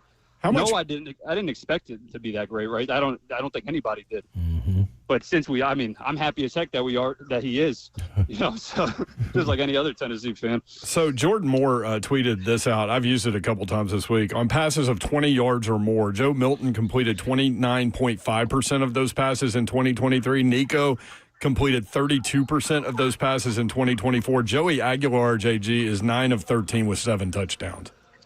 It's awesome, and it gets the crowd interacted, it gets the crowd going, it gets the team going. When we're able to push the ball down the field, that just opens up everything underneath off of our play action, guard pull, power pass, play action play, right? Like, so him being able to push it allows for us to be able to throw that 10 to 15 yard range accurately and moving the chains, especially with us pushing that ball, and we had the receivers to do it. I'm telling you, the first 3 weeks offensively have been so positive. I hope that we continue being innovative. That's going to be the next point. I hope we continue being innovative and not getting stale and just keep growing and grasping different concepts and things that we can do. Because the first 3 weeks are things that we didn't even see last year, right? Yep. Everybody's trying to figure out why. I saw some different reports. Everybody's trying to figure out why. I think we're just becoming more of a rounded offense. We're starting to watch tape of other schools, seeing what was successful. A lot of the things that Texas did last year, Ohio State did last year, we're starting to see us do it, and we have the players to run it. So I think that it looks awesome. We just have to continue doing what we're doing in terms of the offense getting better and better throughout the season. I don't know how this story slipped by us, but we found out yesterday, maybe we were just late to the game, that Jim Chaney is an offensive analyst for Tennessee, and he does it from the crib too. Like, he just scours through some tape. I didn't know it either. You did it? Isn't that funny? I didn't know it. No, it just popped up on Twitter. I said, what? Coach Chaney. Coach Chaney was the man, though. He was a really good dude. I cannot say a bad thing about him, honestly. There was other stuff going on, but he was one of the points that was really influential, and he was a good dude for sure. Cool. I want to go back to the wide receiver stuff and the deep ball throwing that Aguilar's had success. How much confidence does that give a quarterback that he could throw a 50-50 ball that turns into a 100% ball? Oh, my goodness, so much. The ETSU game, he launched a throw that very questionable decision to the left that Matthews went up and got. And I was like, oh, versus better competition, I don't know. Yeah. Happy that it's a touchdown, of course. I don't want any picks. I'm happy. Really good play by Matthews. I was like, I don't know. But the fact that he was able to do that same thing versus Georgia, the post was a little bit underthrown. We were able to come back to it, go up top on it. The goal ball, obviously the corner was a little further off. Wide receivers just making plays. Yeah. And for a quarterback standpoint, for you to sit there and say, all right, I see a 1-1-1, I know by the very least that it's going to be an incompletion instead of an interception because my guys are going to go battle for the ball. That's so positive. That gives the confidence in the world in the quarterback, knowing that if there's a one-on-one somewhere, he could take it, knowing that it's not going to be a turnover. So if I'm him, I'd be trying to shoot the ball all over the field, especially down the field, knowing that I have guys that can do that for me. Yeah, and so throws are being made that if you don't have that confidence, you're not making that throw and that play's not happening, and then you have to grind out a drive. So I just find that fascinating, the confidence that those guys have been able to establish, especially considering the fact that Joey Aguilar's been there since May. I mean, he's been there for 4 months. Chemistry, right? The chemistry is off the wall. Like you watch, if anybody watched last night, watching the Dolphins' offense throughout the first couple of quarters, the offense didn't have any vertical down the field pass attempts or pass plays. So it kind of lets the defense more downhill, and it lets them breathe, knowing that the ball is not going over their heads. When you have an offense that can do that and have that vertical pass game, it gives another obstacle for the defense. What are they going to do? Are they going to run by us? So from an offensive standpoint, I think it's awesome that we can do that. It's going to be huge going forward. How's your cousin doing? Are they winning? Oh, the game hasn't even started yet. It's super hot in New Jersey. Not in Tennessee, but it's like 80 right now. I'm listening to Drake. They're getting warmed up. I hope he gets the win. I hope he makes a couple of tackles. We'll take him to go get some food after, or Dairy Queen, some ice cream. But I love it. Yeah, it's only 90 here today. I mean, that's nothing for Nashville. No, it's nothing. That is nothing. That's hilarious. I love it. So what do you think the plan is against UAB? I mean, you're a 39.5-point favorite. Like, you're going to win. Like, what is it, a vanilla game plan? Is it specific things they want to get better at? Is that what we're looking at? Yeah, I think it's almost the same outlook as East Tennessee State. UAB obviously has better football players than East Tennessee State, so it's going to be a little bit of a tougher matchup, but we're trying to hit on some of the throws that we missed, trying to block a little bit better on certain things, eyes up a little bit more on stunts. We're just trying to continue growing as an offense. So if we can do that, running simple plays, running complex plays, however we have to do it in order to get ready for SEC play, that's how we have to go into this game plan. And then at Mississippi State next Saturday. We'll talk with you about that next week. We appreciate the time with you as always. Peyton on YouTube said, "Dude, I love that y'all have JG on now. Great guy." So there you go. That's awesome. All right, thanks, brother. Get that win. Appreciate you, JG. Yeah, appreciate you guys. Much love. No doubt. Take him to Dairy Queen. Yeah, that's the East Coast right there. Yeah, little country town. 615-737-1045. You want in? It is Trash Talk Friday. A lot of activity going on this weekend with regard to college football, the NFL. We can talk Titans, Colts. Can the Titans get that first dub? Good question. 615-737-1045.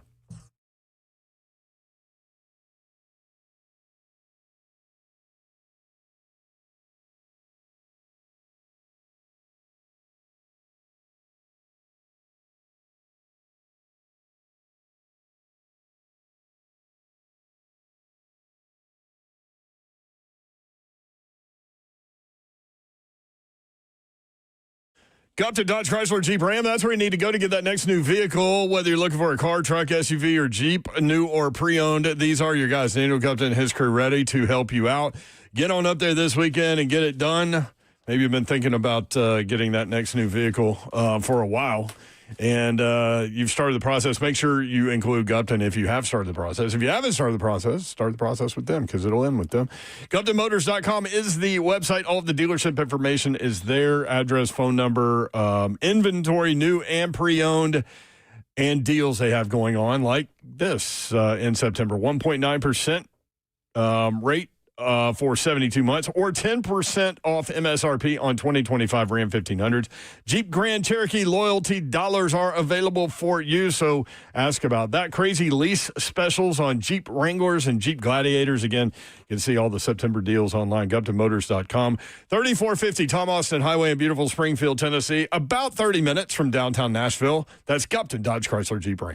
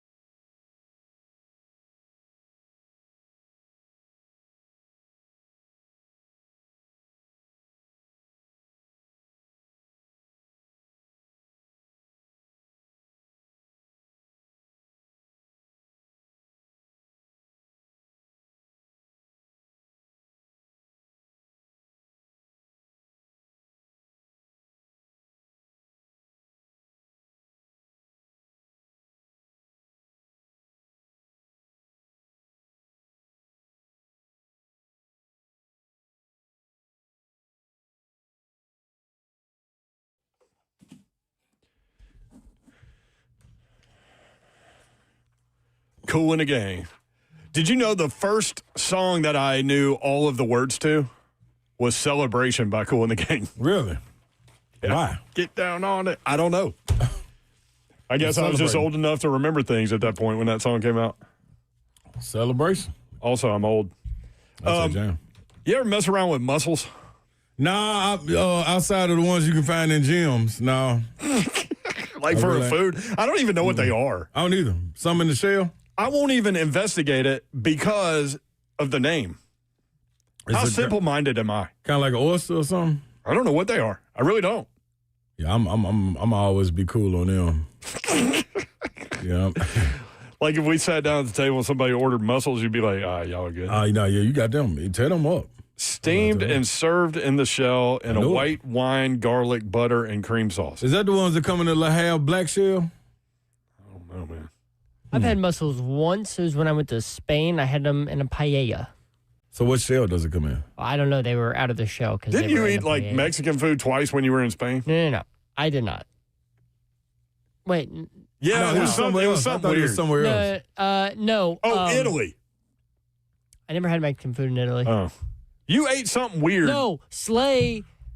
When I asked for suggestions to Italy, Slay sent me a Mexican restaurant to go to. That's what it was. And I didn't go to it because I'm not going to eat Mexican food when I'm in Italy. That's what it was. Should have wanted a good restaurant.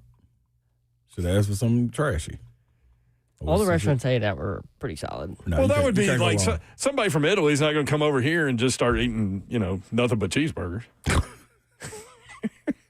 Yeah, but if I'm going to Italy, I want... They might get some chicken fried rice. If I'm going to Italy, I want Italian food. Yeah, that's all you want. You just want to eat spaghetti. Huh?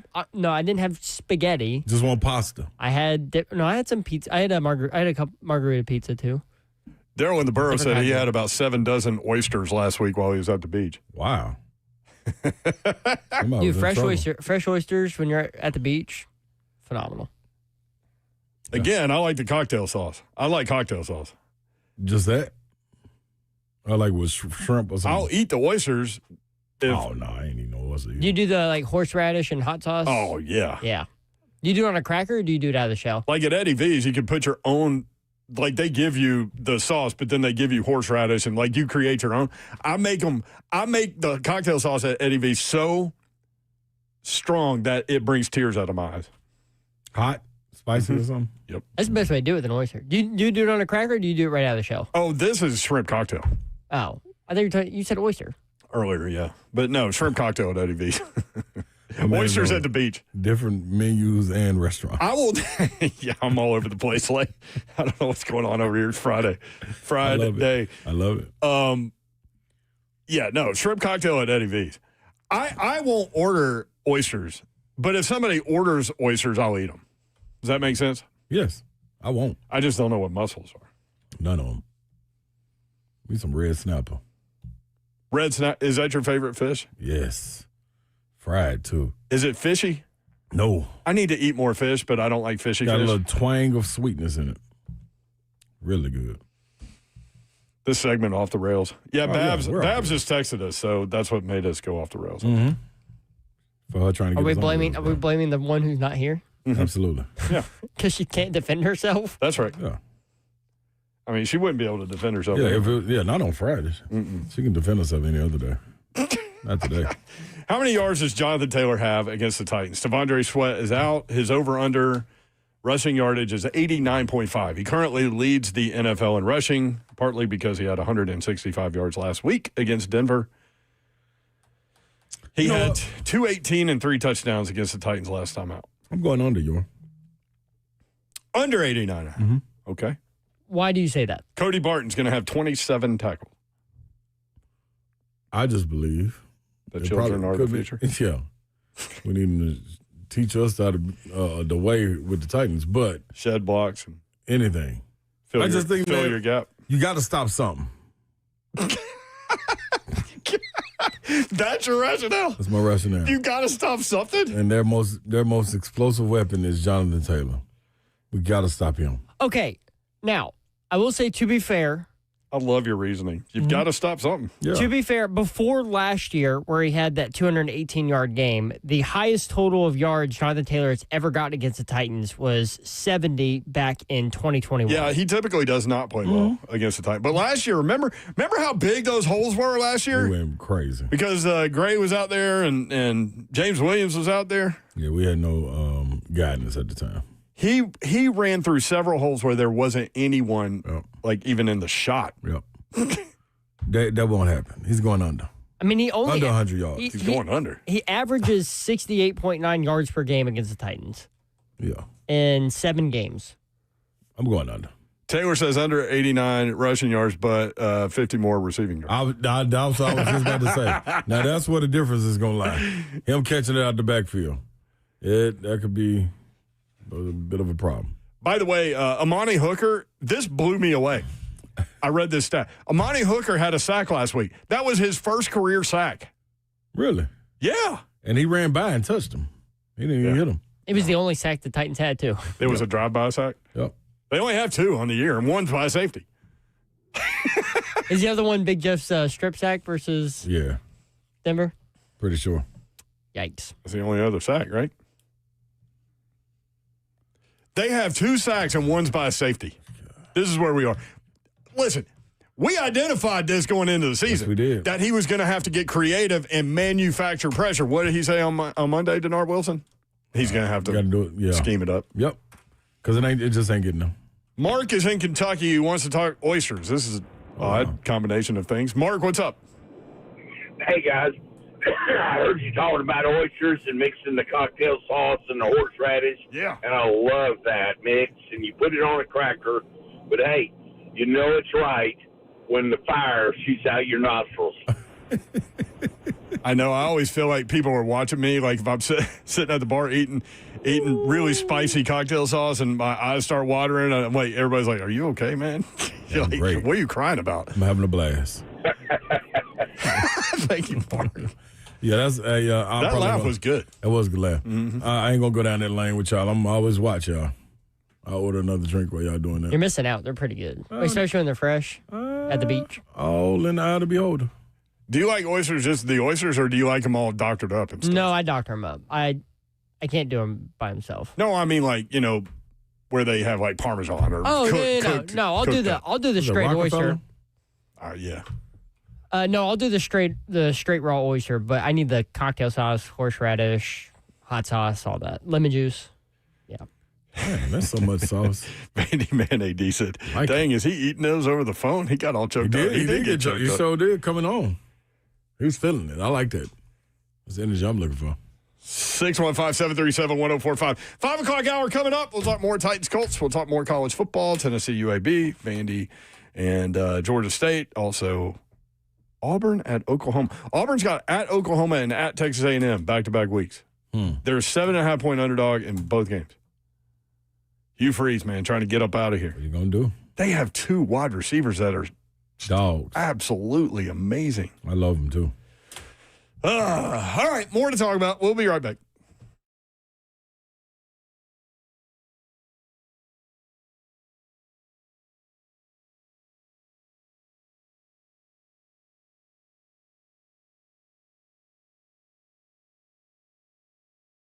John Purtle, president and CEO of eSpaces, is a great dude, and this is a great company, man. If you need office space for a short period of time, long-term deal, whatever you need, they can help you out. Just check them out online, eSpaces.com.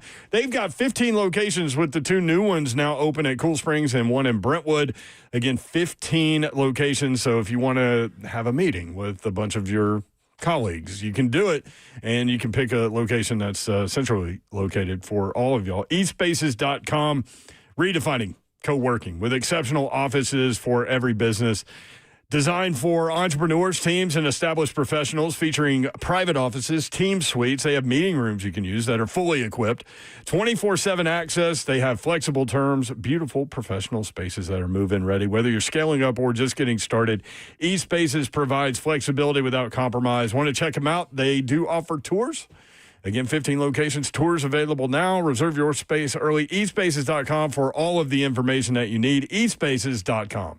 We have a new Dawn deal for Pella Windows and Doors of Nashville. It's for the month of September, so maybe you are out there and you know you need new windows and new doors, replacement windows for your old windows in your home.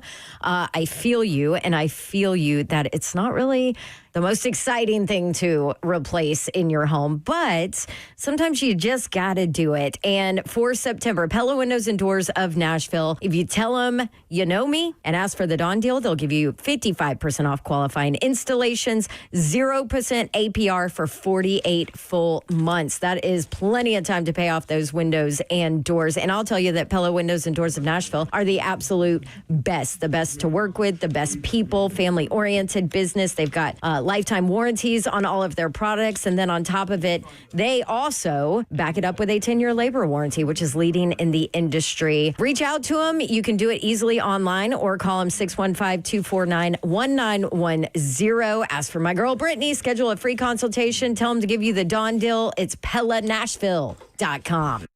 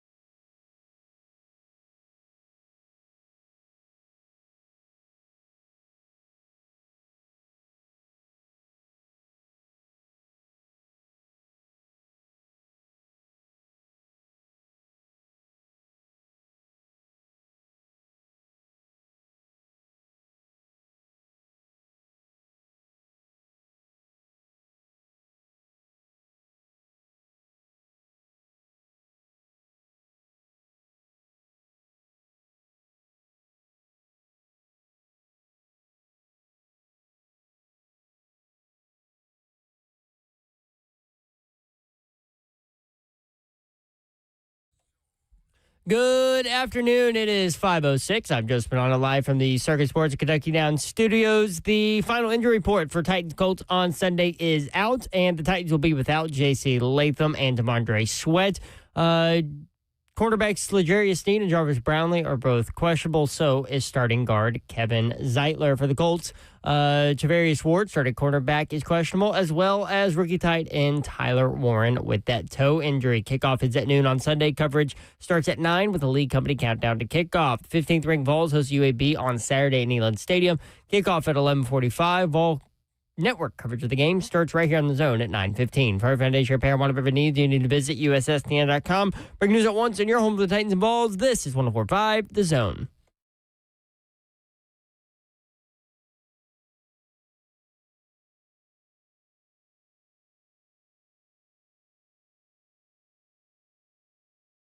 HL 104.5 The Zone, 5 o'clock hour. Happy Friday. Come on, people. Trash Talk Friday, if you want in, 615-737-1045. Babsy is in Durham, North Carolina. NC State at Duke, 3:30. You can see her on the sideline. ESPN 2, I think, is what she's usually on. Let me see. I just looked it up. Duke, a 2.5-point favorite. Did I mention that? Yes, you did. And some of the, like Brad Powers loves Duke in this one. I don't know if he loves it. Maybe it's a lean. I don't remember. I shouldn't put words in his mouth. Slay Dog is here. I'm in the building. A remix.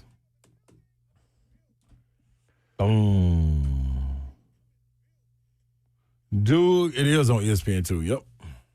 That's what she usually is. 3 o'clock Central. Dealing with. 615-737-1045. The executive producer of 3HLSF. What's up? De'Mondre Sweat is out. J.C. Latham is out. Tyler Warren, the tight end for the Colts, is a problem. Yes, he is. He was limited again today with a toe. Yeah. Even if he plays, I'm telling him, hey, man, walk strongly around that guy. Please, power walk. Power walk. Yes. Power walk back to the huddle. How funny would that look? You just get caught up in it. That would look so funny. You better get out of the way. Get my workout in. 615-737-1045. Mark, at Two Rivers Ford. Mark, is that right? Yeah. Hey, how y'all doing today? Good, Mark. What's up?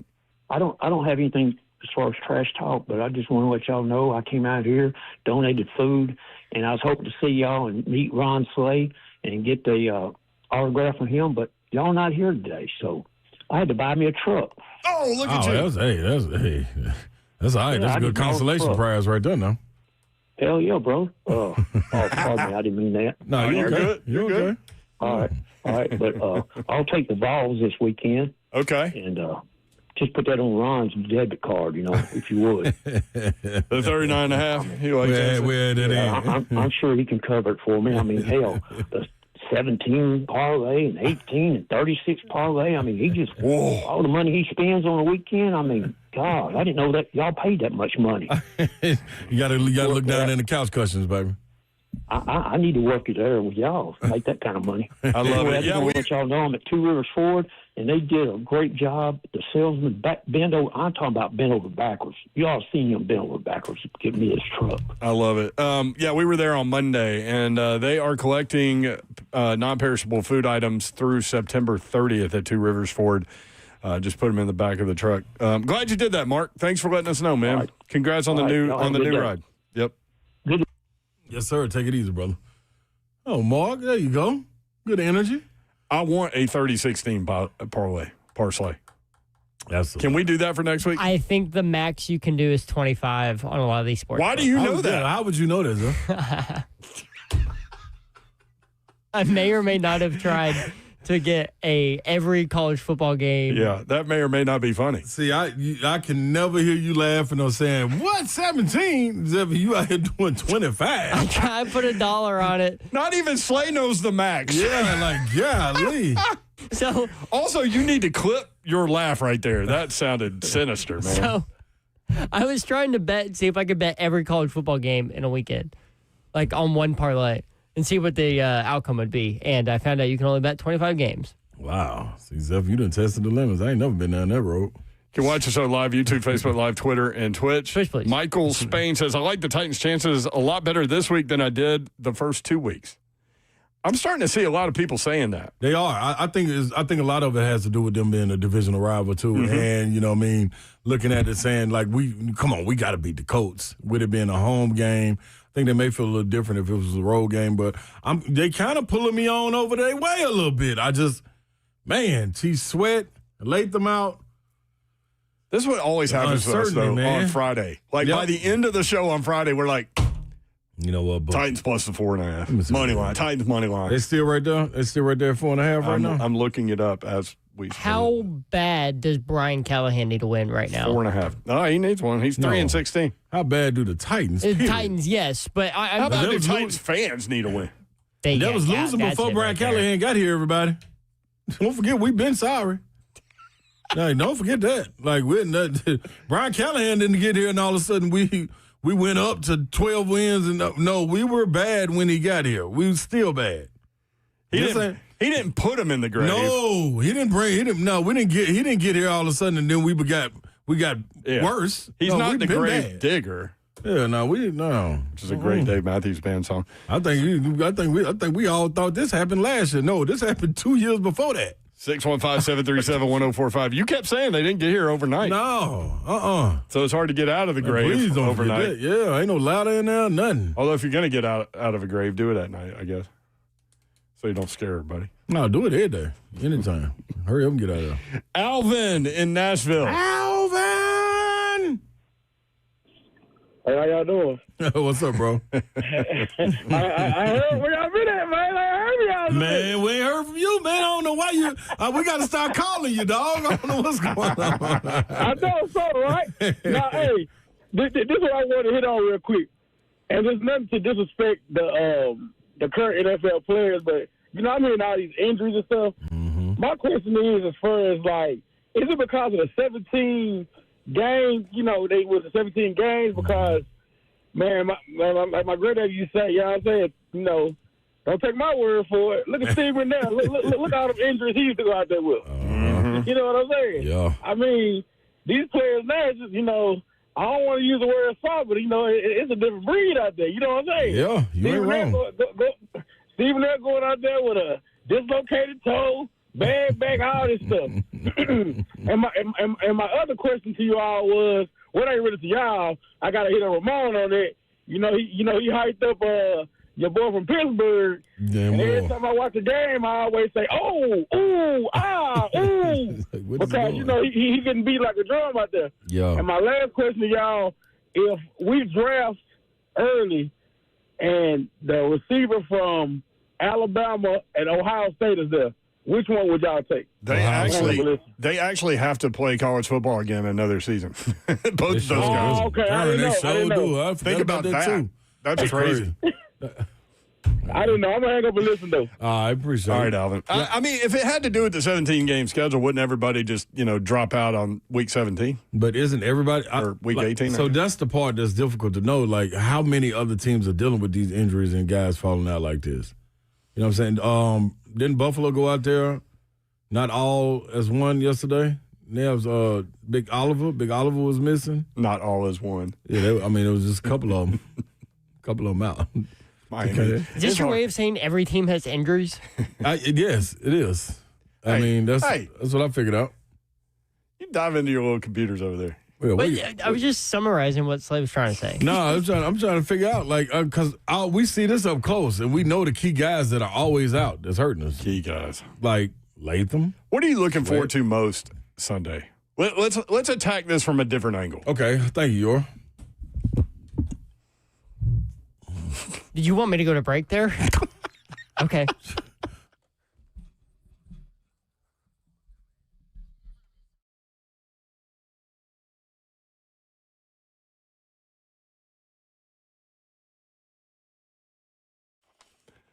Oh, man, that's something.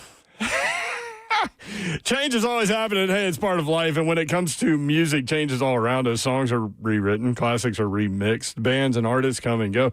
Even our taste in music changes. But no matter how things change in 5 years, there's one thing that will still be the same: the price of your internet. when you use Xfinity. Xfinity is introducing a 5-year price guarantee. It means you get 5 years of the most reliable Wi-Fi with their best equipment included for a price that stays exactly the same. Surprised? Life is full of them. One internet price, 5 years guaranteed. Learn more at Xfinity.com/deals. Restrictions apply. New residential customers only. Taxes and fees are extra and subject to change. Most reliable Wi-Fi based on Open Signal Awards USA. Fixed broadband experience report August 2024.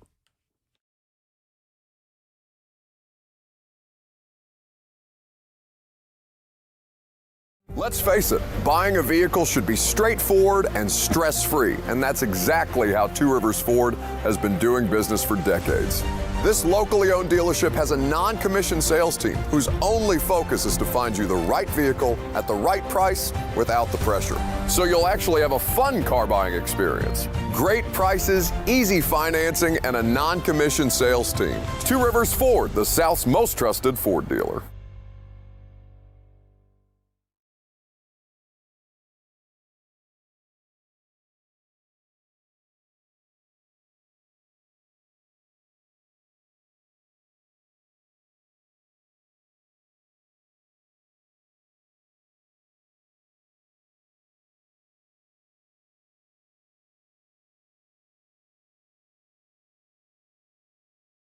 It is homecoming, and that means Blue Raiders are borough-bound. Check them out, Johnny Red Floyd Stadium this Saturday. That's tomorrow for homecoming.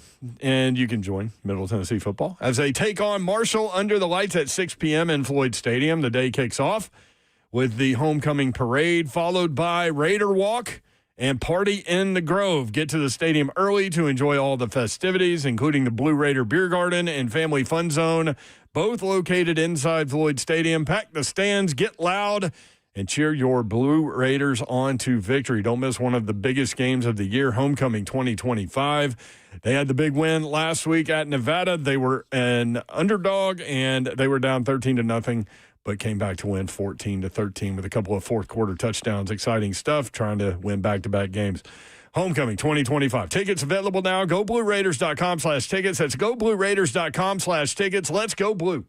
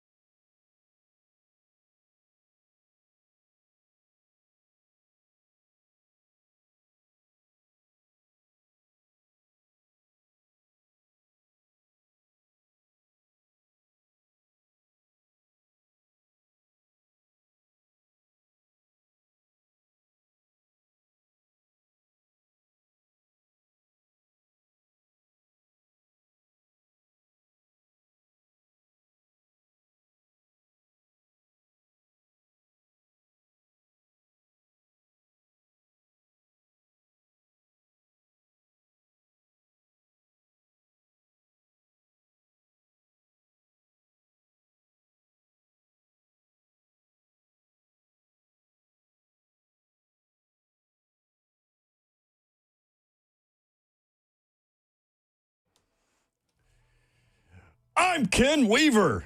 What is this? I love that guy. 615-737-1045.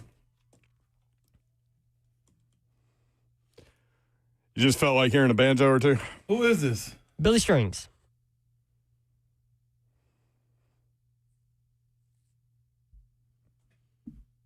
That's all right. It's cool. Took us a second. 615-737-1045. I ain't sure if that's what I would have went with. Guess how long this song is? 2 minutes and 12 seconds. 9.5 minutes. Oh, yeah. And there's about a minute and a half worth of lyrics. The rest is just strings. I went short. You went long. Yeah, like, is this your jam or something, Zip? Like, I like this song. I know, but it's just... You like all 9.5 minutes of it? I have listened to all 9.5 minutes multiple times, yes. Like, was this on your radar or something? Like, you was like, oh, this going to get them when we come back. Well, I went to go listen to this on Spotify today, but it had gotten taken off Spotify. I think there was a licensing issue, so I wanted to hear it today. Oh. Well, you're just back here doing things for you, aren't you? Yeah. I feel like I do enough stuff for y'all.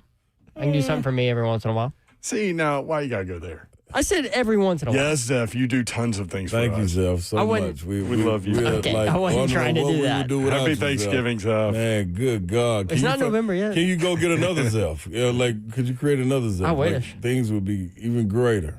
And make my life easier if I had two of me. Sheesh. You still doing the, what do you call it? What's that other job you got? I manage a social media page for a construction company. Yeah, but you fly things around, right? Drones. Yeah. Slay has seen the drone. You have? Yes. Slay, you've seen it? I have seen it. Where? Like flying around above your truck? No. Well, I mean, yeah, in a sense. But I saw it in the case. Oh. It was put up at the time. I'd already flown it by the time it got to the spot where I was. Mm-hmm. Yeah, I don't know about you and flying drones around, man. I think you're spying on people. I crashed another one last week. You Come on, Zell. Yeah. Did you hit a tree? No, I hit a building. Damn. What, you got limitless drones, though, after this? They put things where you can't see them. It's this thing called a warranty. It helps. It helps, especially when you got a guy who doesn't know much about what he's doing. I mean, getting it done, Zephyr. I commend you on that. I know one thing. I got a parlay that's out of this world for y'all. You do? How many legs is it? 7. It ain't no 17er. Oh, I already gave I it. can't wait. That one out. I haven't put out the 17. I haven't put it in yet. I'm going to do that when I get home. Yeah. Playing with fire. The 17-team parlay. When I came in today, Zach Lyons was like, I was like, Zach, are you going to jump on the 17-leg parlay? And he goes, here's a 17. Well, when was that? I need to go listen to it. So I was like, it was Wednesday. Yeah, he did it. So I went back and listened to it. He sent it to me. Yeah.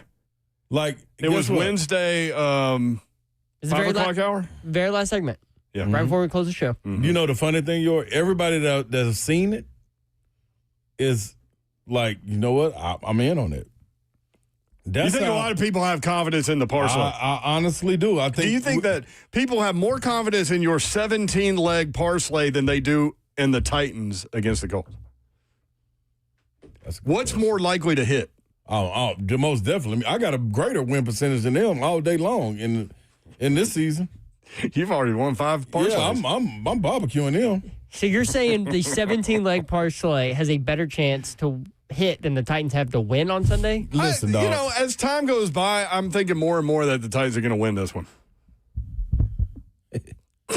So I'll tell you what, Yoral. That's your reaction? No, with my I'm just saying in comparison. Okay. The shifting of the points that I've done, man, this I mean, I like it when you do that. Zeph is nega Zeph.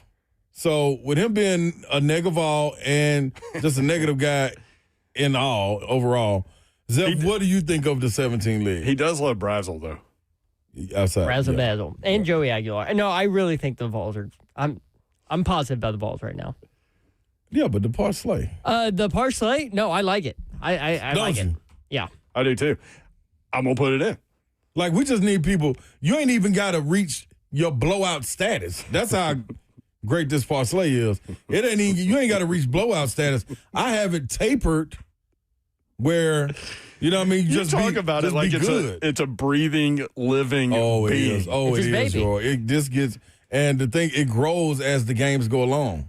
Yeah. It gets bigger and bigger like a beast. Did you put 100 down on the 17-leg parlay? I put 100 down on the 15-leg parlay. There's a 15-leg parlay. Yeah, remember because he accidentally messed up on the USC game, and he was like, "Well, I'm just going to rebet it again." Because he had his who was it that said, "I'm going to put 100 on it," and you're like, "You know what? I'm going to do it again." Wasn't 100 paying off 6,000 something? Yeah, I think that's what it's paying off. This is measly 5,276. That was because of Savage. Because I sent it to Savage and said, "Oh, man, I would have put 100 on that one." I said, "Oh, well, don't think I'm going to miss out on a good time. I'm going to do it for you then, Savage."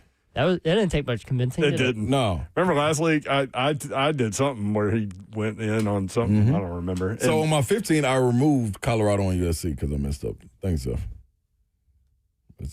You removed Colorado and USC. On the 15. So we need to remove Colorado. No. You ain't got to do none of that. Like you can just create two.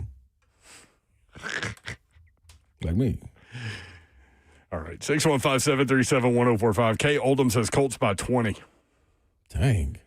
Now I'll take that bet. That Colts ain't winning by no 20. It's hard to find 20-point games in the NFL. Dude, that's a slaughterhouse. Professionals getting beat by 20?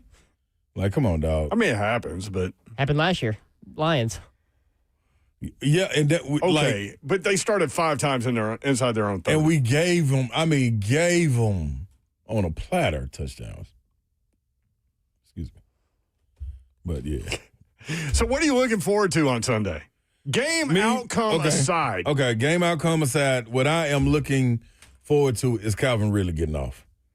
Like, I expect Cam Ward, for him to be out there slinging that pigskin to Cam Ward, to Calvin Ridley and Eligay Manor. And I want to see Lockett, who is Mr. Positivity with energy, loving to be here, be involved in this, Joe. Does We he got to have get one him catch? Man, I don't know, but if this was Traylon Burks, the Lord, I think he has, the sky would be falling. I think he has 2.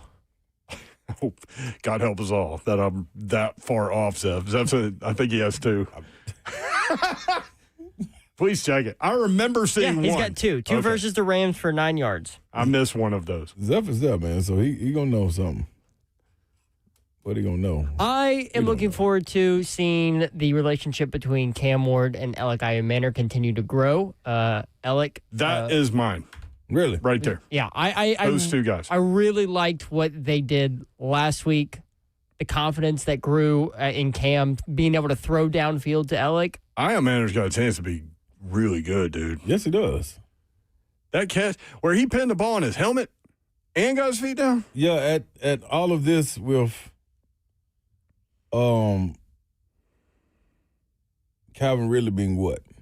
Just okay. Let me go on. Everybody.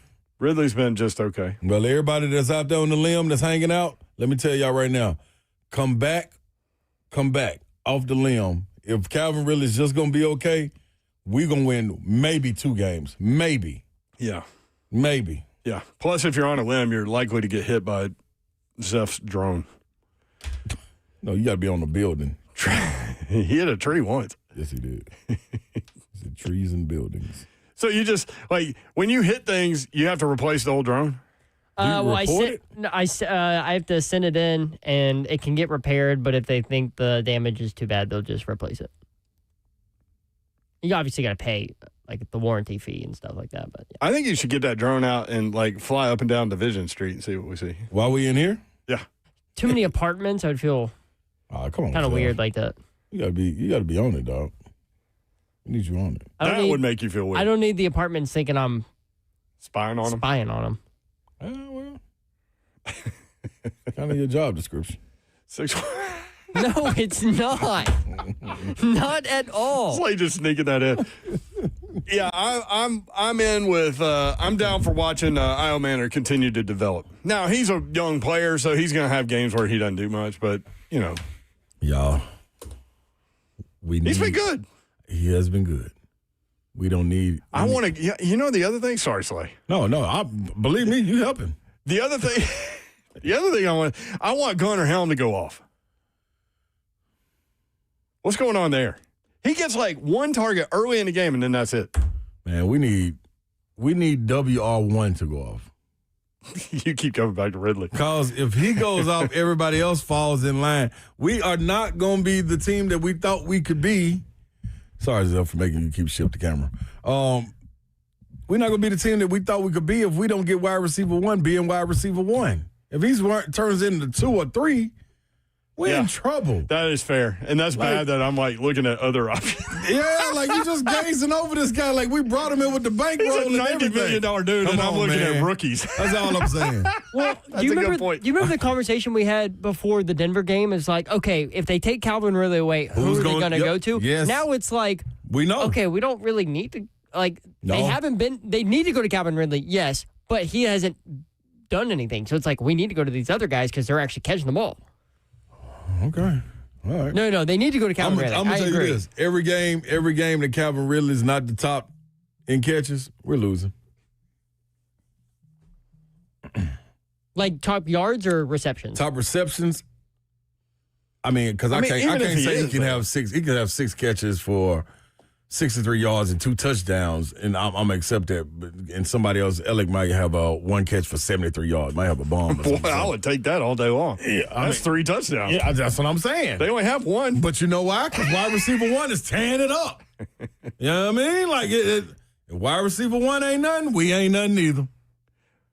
Just take him out the field. They have 1 touchdown in 8 quarters. All I'm saying. And it was a backyard play. Maybe we need more backyard plays. That's what you said earlier. I'm telling you. Within the framework of the offense. Yes. Which is how that play developed. Dog. Although Greg Cosell said he had a touchdown to DK had he not been pressured and had to move. Yo, telling you this. Gunnar Helm, Chig, Lockett, Ayomana, DK, Van Jefferson, all great. Pollard when he gets out the backfield, maybe Chestnut. All these are great options. If Calvin, I know what to do. Let me find out. Hey, Google. What's Calvin Ridley's middle name? I'm gonna say. If Calvin Oren Ridley. Oren? Yeah, Orin. Okay. If Calvin Oren Ridley does not lead this team in their receiver room, we win. Book this. Put this in your FanDuel account. 2 wins. You're saying that Calvin Ridley is the core? Absolutely. Who's the highest paid offensive player on our team? COR. Hey, Slay. Core. I got you, Slay. 535. 615-737-1045. I believe that Calvin Ridley has been the leading receiver the last 2 weeks. No, and I'm telling you, if he's not, we really ain't got a chance. That's what I'm telling you. Slay, you're looking for like a 100-yard game. I ain't even looking for that, yo. I'm just looking for 7 catches, 83. Just a little 7, 8. Tutty. Yeah. Tutty in there somewhere. Yeah. Just impact well. All the eyes when the ball snap where's Calvin at? We ain't got to be where's Calvin at yet. Where's the core? So you're saying when everybody starts looking at him, that opens up other avenues. Come on, man. Yeah, I got then you start to see the Alec Ayomanas, the DKs, the Lockett sitting down in the little pockets. Lockett in the pocket. Then we getting some work done. Will the Thrill 615, what betting app do y'all use? FanDuel. FanDuel. Somebody was asking, can we get the 17-leg, please? Dre was asking, can we get the 17-leg, please? You got to go back and watch on YouTube Wednesday. You trying to make me go against my rules, Dre. I can't. It's the Wednesday show on YouTube. 5 o'clock hour. It's the last segment. It's literally within the last 5 minutes of the show. Yeah. Just go to the live stream and get to the last 5 minutes. You'll hear it. Misty and Bon Aqua. Misty, what up? What's up, guys? What's up, Misty? Did you win something the other day? I was about to say. I sure did. What did you win, Misty? I won tickets to the game. Let's go. Yes, Yep, Misty. yeah. Feeling good about that. I like that. So what I need from the Titans is to stop making these dumbass penalties, be held accountable for it, then have these grown-ass men quit whining when they get a penalty and throw their hands up. Mm-hmm. Yeah, you know you did it, so why you being a baby about it? Be a grown man. Quit making the damn penalties. I like that, Missy. That's what I'm talking about. Fire me up in the locker room. That's what I'm talking about, Missy. My kid did it one time on the football field, and he knew. My kid always told me, Mama, look, I'm in high school or when he played college, please don't say anything because I'm a loud mama. Mm-hmm. And I That's told my shocking to me, Misty. I told my kid, if you know you make a mistake and you know it was wrong, don't do it. But when you do it again, I'm going to express my opinion.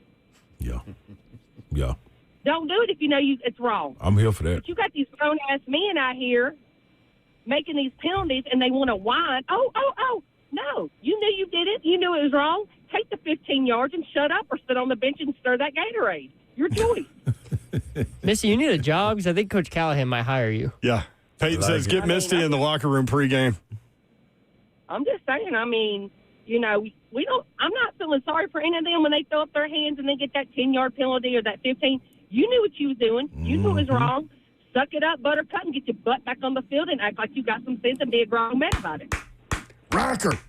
Thank you, Misty. Have a great weekend. That's what I'm talking about. Man, she freaking brought it. Yeah, she ain't playing around. That's the energy, though. That's what everybody feeling.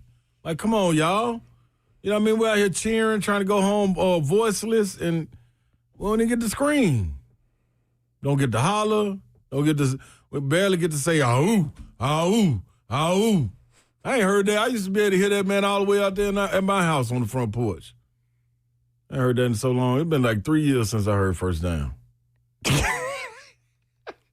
Ain't it been a long time?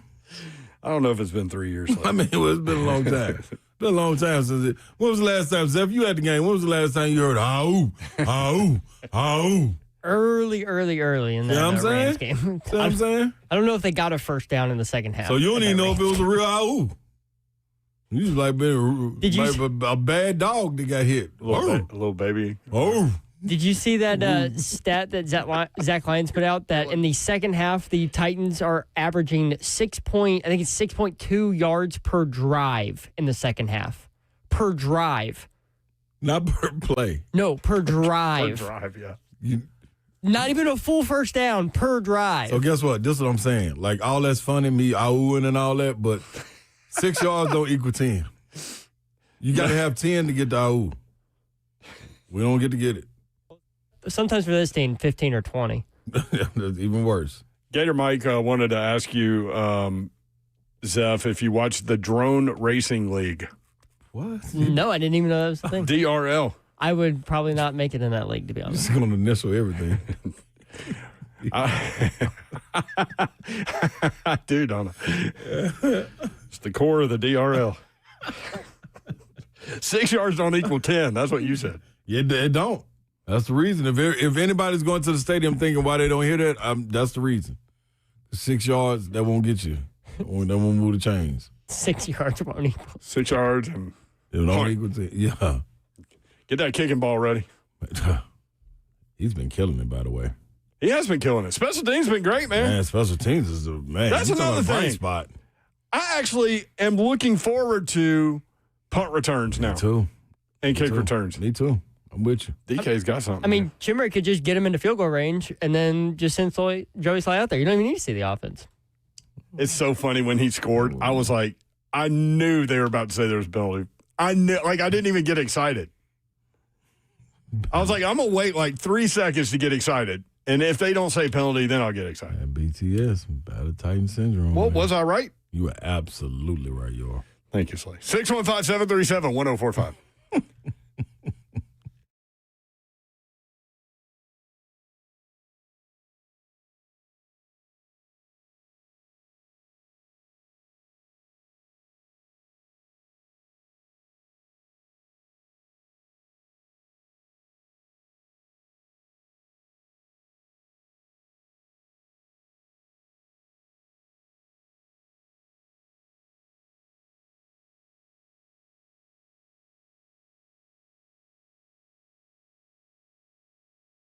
Daisy French onion dip, man, you need to try some, and it's easy to do. You can find Daisy French onion dip and Daisy Ranch dip as well. I'm a ranch guy now, and I love Daisy Ranch dip, so good. But you can find both of these products at any grocery store, which means as you get ready to watch games this weekend, you can do your snacking the right way, and you can get it done with Daisy French onion dip and Daisy Ranch dip. Game changers. These are as delicious as homemade dips, and they're made with real herbs and spices. And as a matter of fact, you can find other ingredients they use in your own kitchen. It's that cool.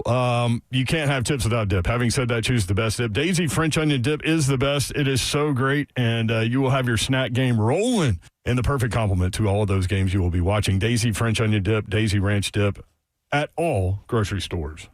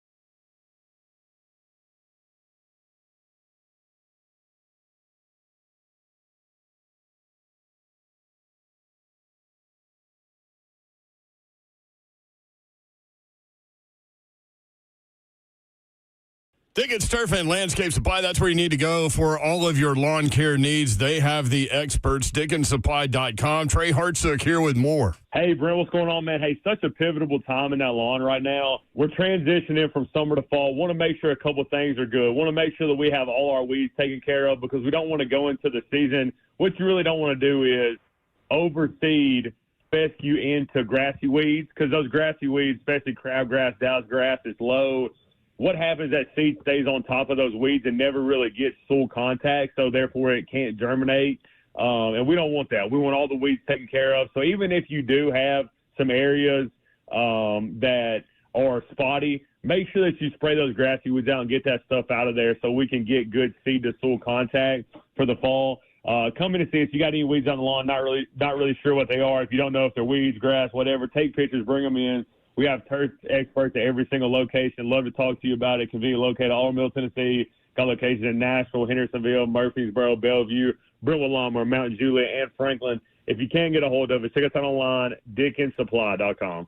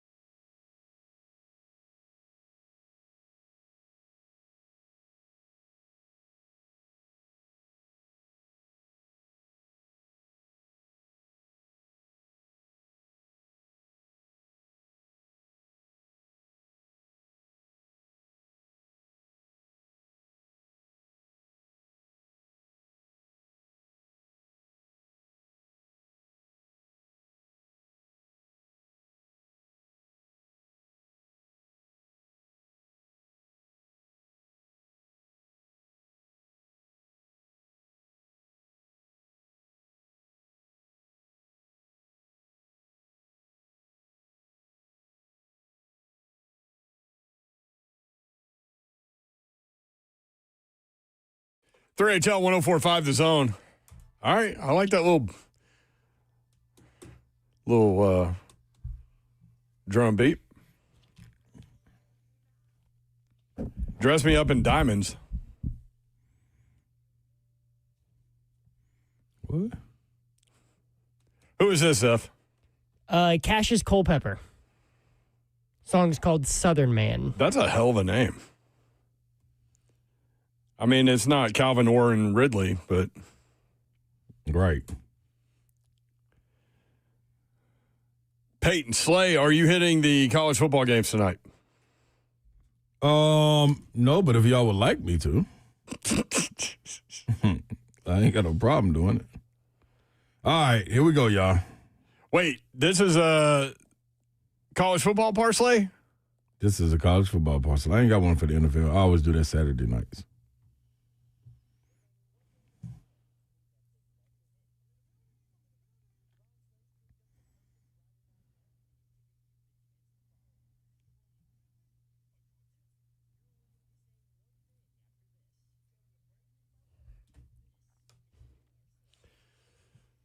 Pay that man his money.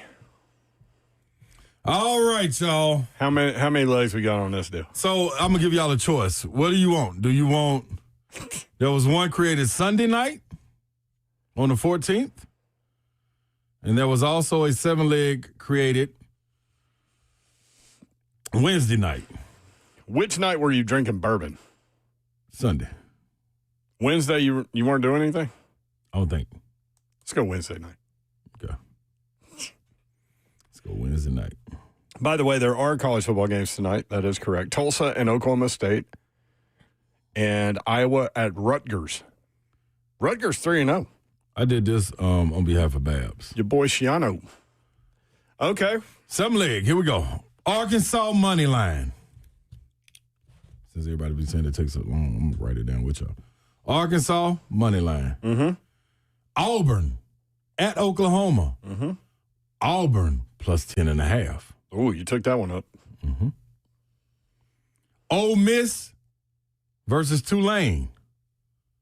Ole Miss money line. Mm-hmm. They're 12.5-point favorite. Mm-hmm. Northern Illinois at Mississippi State. Northern Illinois plus 24.5. Little sandwich game there for Mississippi State. There you go, Euro. Temple at Georgia Tech. I took Temple plus 24.5. Yeah, how you do that? That's how you do that. Arizona State at Baylor. Took Arizona State money line.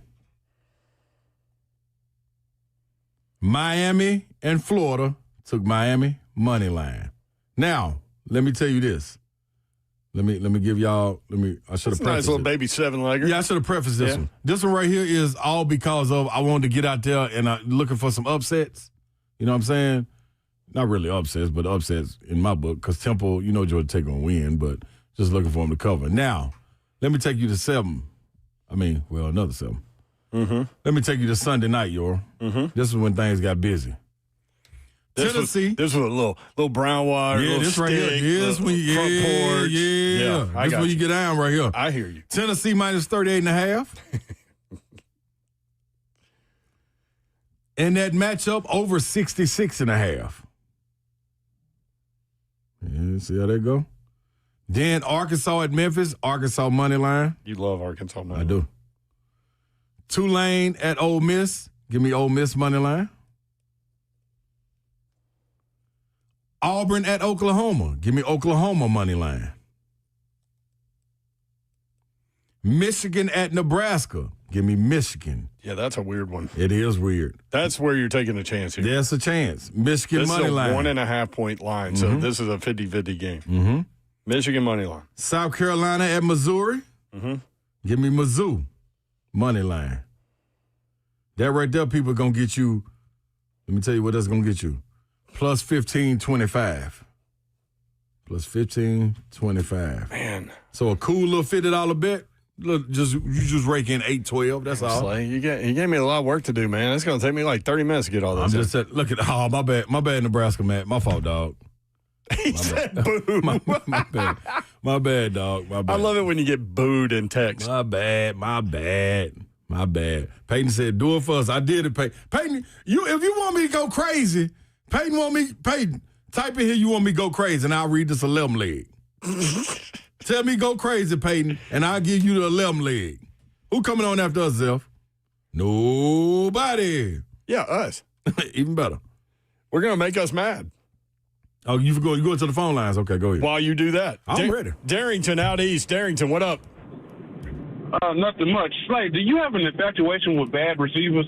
So what you saying? This bad receiver, Calvin Ridley? Calvin, listen here. When did you come to that realization? Did I go when he bet on himself in Atlanta? He ain't got common sense. Because why do y'all get to the NFL and decide y'all want to still bet and gamble when y'all get all that money? And you're betting. That let me know right there. You got a few marbles that may be a little loose, and you ain't got that. Okay, maybe you had to grow up. Okay, boom, that's a notch. But Atlanta let him go. You went to Jacksonville. I don't want to hear nothing about you couldn't afford him, because if he's that guy, teams go out the way to make sure they keep that guy. C.D. Lamb still in Dallas. A.J. Brown still in Philly. When they want you, they're going to go get you, or they'll keep you. Terry McLaurin still in Washington. Two teams did not want him. He is known for dropping the ball. So what you should be saying is, Alec Ayaminer, come on and be the number one, because Calvin really don't want it. Name a rookie that wasn't taken in the first round that turned out to be a number one immediately in their first year. I didn't say he had to be immediately. He got time. Look at this team. Look who the coach is. That's what you said. You said he need to overtake the number one spot. That means he's wide receiver number one. What I'm saying is, because of who's on your team, it's open to be number one, because he is not a number one. Okay. Teams overpay and underpay people all the time. Calvin really was one of those people who got overpaid. He fell into the hype. Y'all kept talking about he's dogging people. Yeah, because the secondary outside of your safeties are terrible. And you got one that don't know how to keep his hands to himself. Time you won. He had 1,000 yards last year. We got you. All right, D, we got to go, man. He had 1,000 yards last year. You want to work that 11 in real quick? Man, Peyton told me go crazy, Slay. Here it is, y'all. Clemson -9.5 over Syracuse. Arkansas money line. Florida State -36.5 over Kent State. Michigan -2.5 over Nebraska. My bad, Nebraska, Matt. Tulane at Ole Miss. Give me Ole Miss money line. Auburn +16.5 at Oklahoma. Notre Dame -12.5 versus Purdue. Mississippi State -15.5 versus Northern Illinois. Georgia Tech -12.5 at Temple. West Virginia Mountaineers +24.5 at Kansas. Missouri money line over South Carolina. A cool little $50 get you like 18.29. Just go back and watch it on YouTube, and you can get it all there. Taylor says I need a 1 hour parlay show every Friday at 6. I'm with you, Taylor. Dude, hey, somebody wants to fork over some sponsorship dollars, we might be able to make that happen. Get the parlay going, baby. 3HL bingo card real quick. 100% balls. You've got to stop something. That was your justification for Jonathan Taylor not getting to 89. I went short, you went long. I need these dumbass penalties to stop. That's Misty Bon Aqua, baby. It's been about 3 years since Yeah, true. 6 yards don't equal 10. That don't. And Slade, do you have an infatuation with bad receivers? Hey, you're a 1,000-yard receiver. Hey, y'all have a great weekend. We'll reconvene on Monday and talk about everything that we saw and thought and all those things, and have some fun with y'all. And we appreciate you guys including us in your lives and in your days. And we do not take that for granted, nor do we take that lightly. Hopefully, we were able to put a smile on your face. Have a great weekend. Good night. God bless. See ya. Wouldn't want to be you unless you were getting a shout out to my guy Mike Bailey. You're the grandpa. Welcome in the world, Rowan Bailey Smith. Shout out Parsley, too. Absolutely. 17 legs.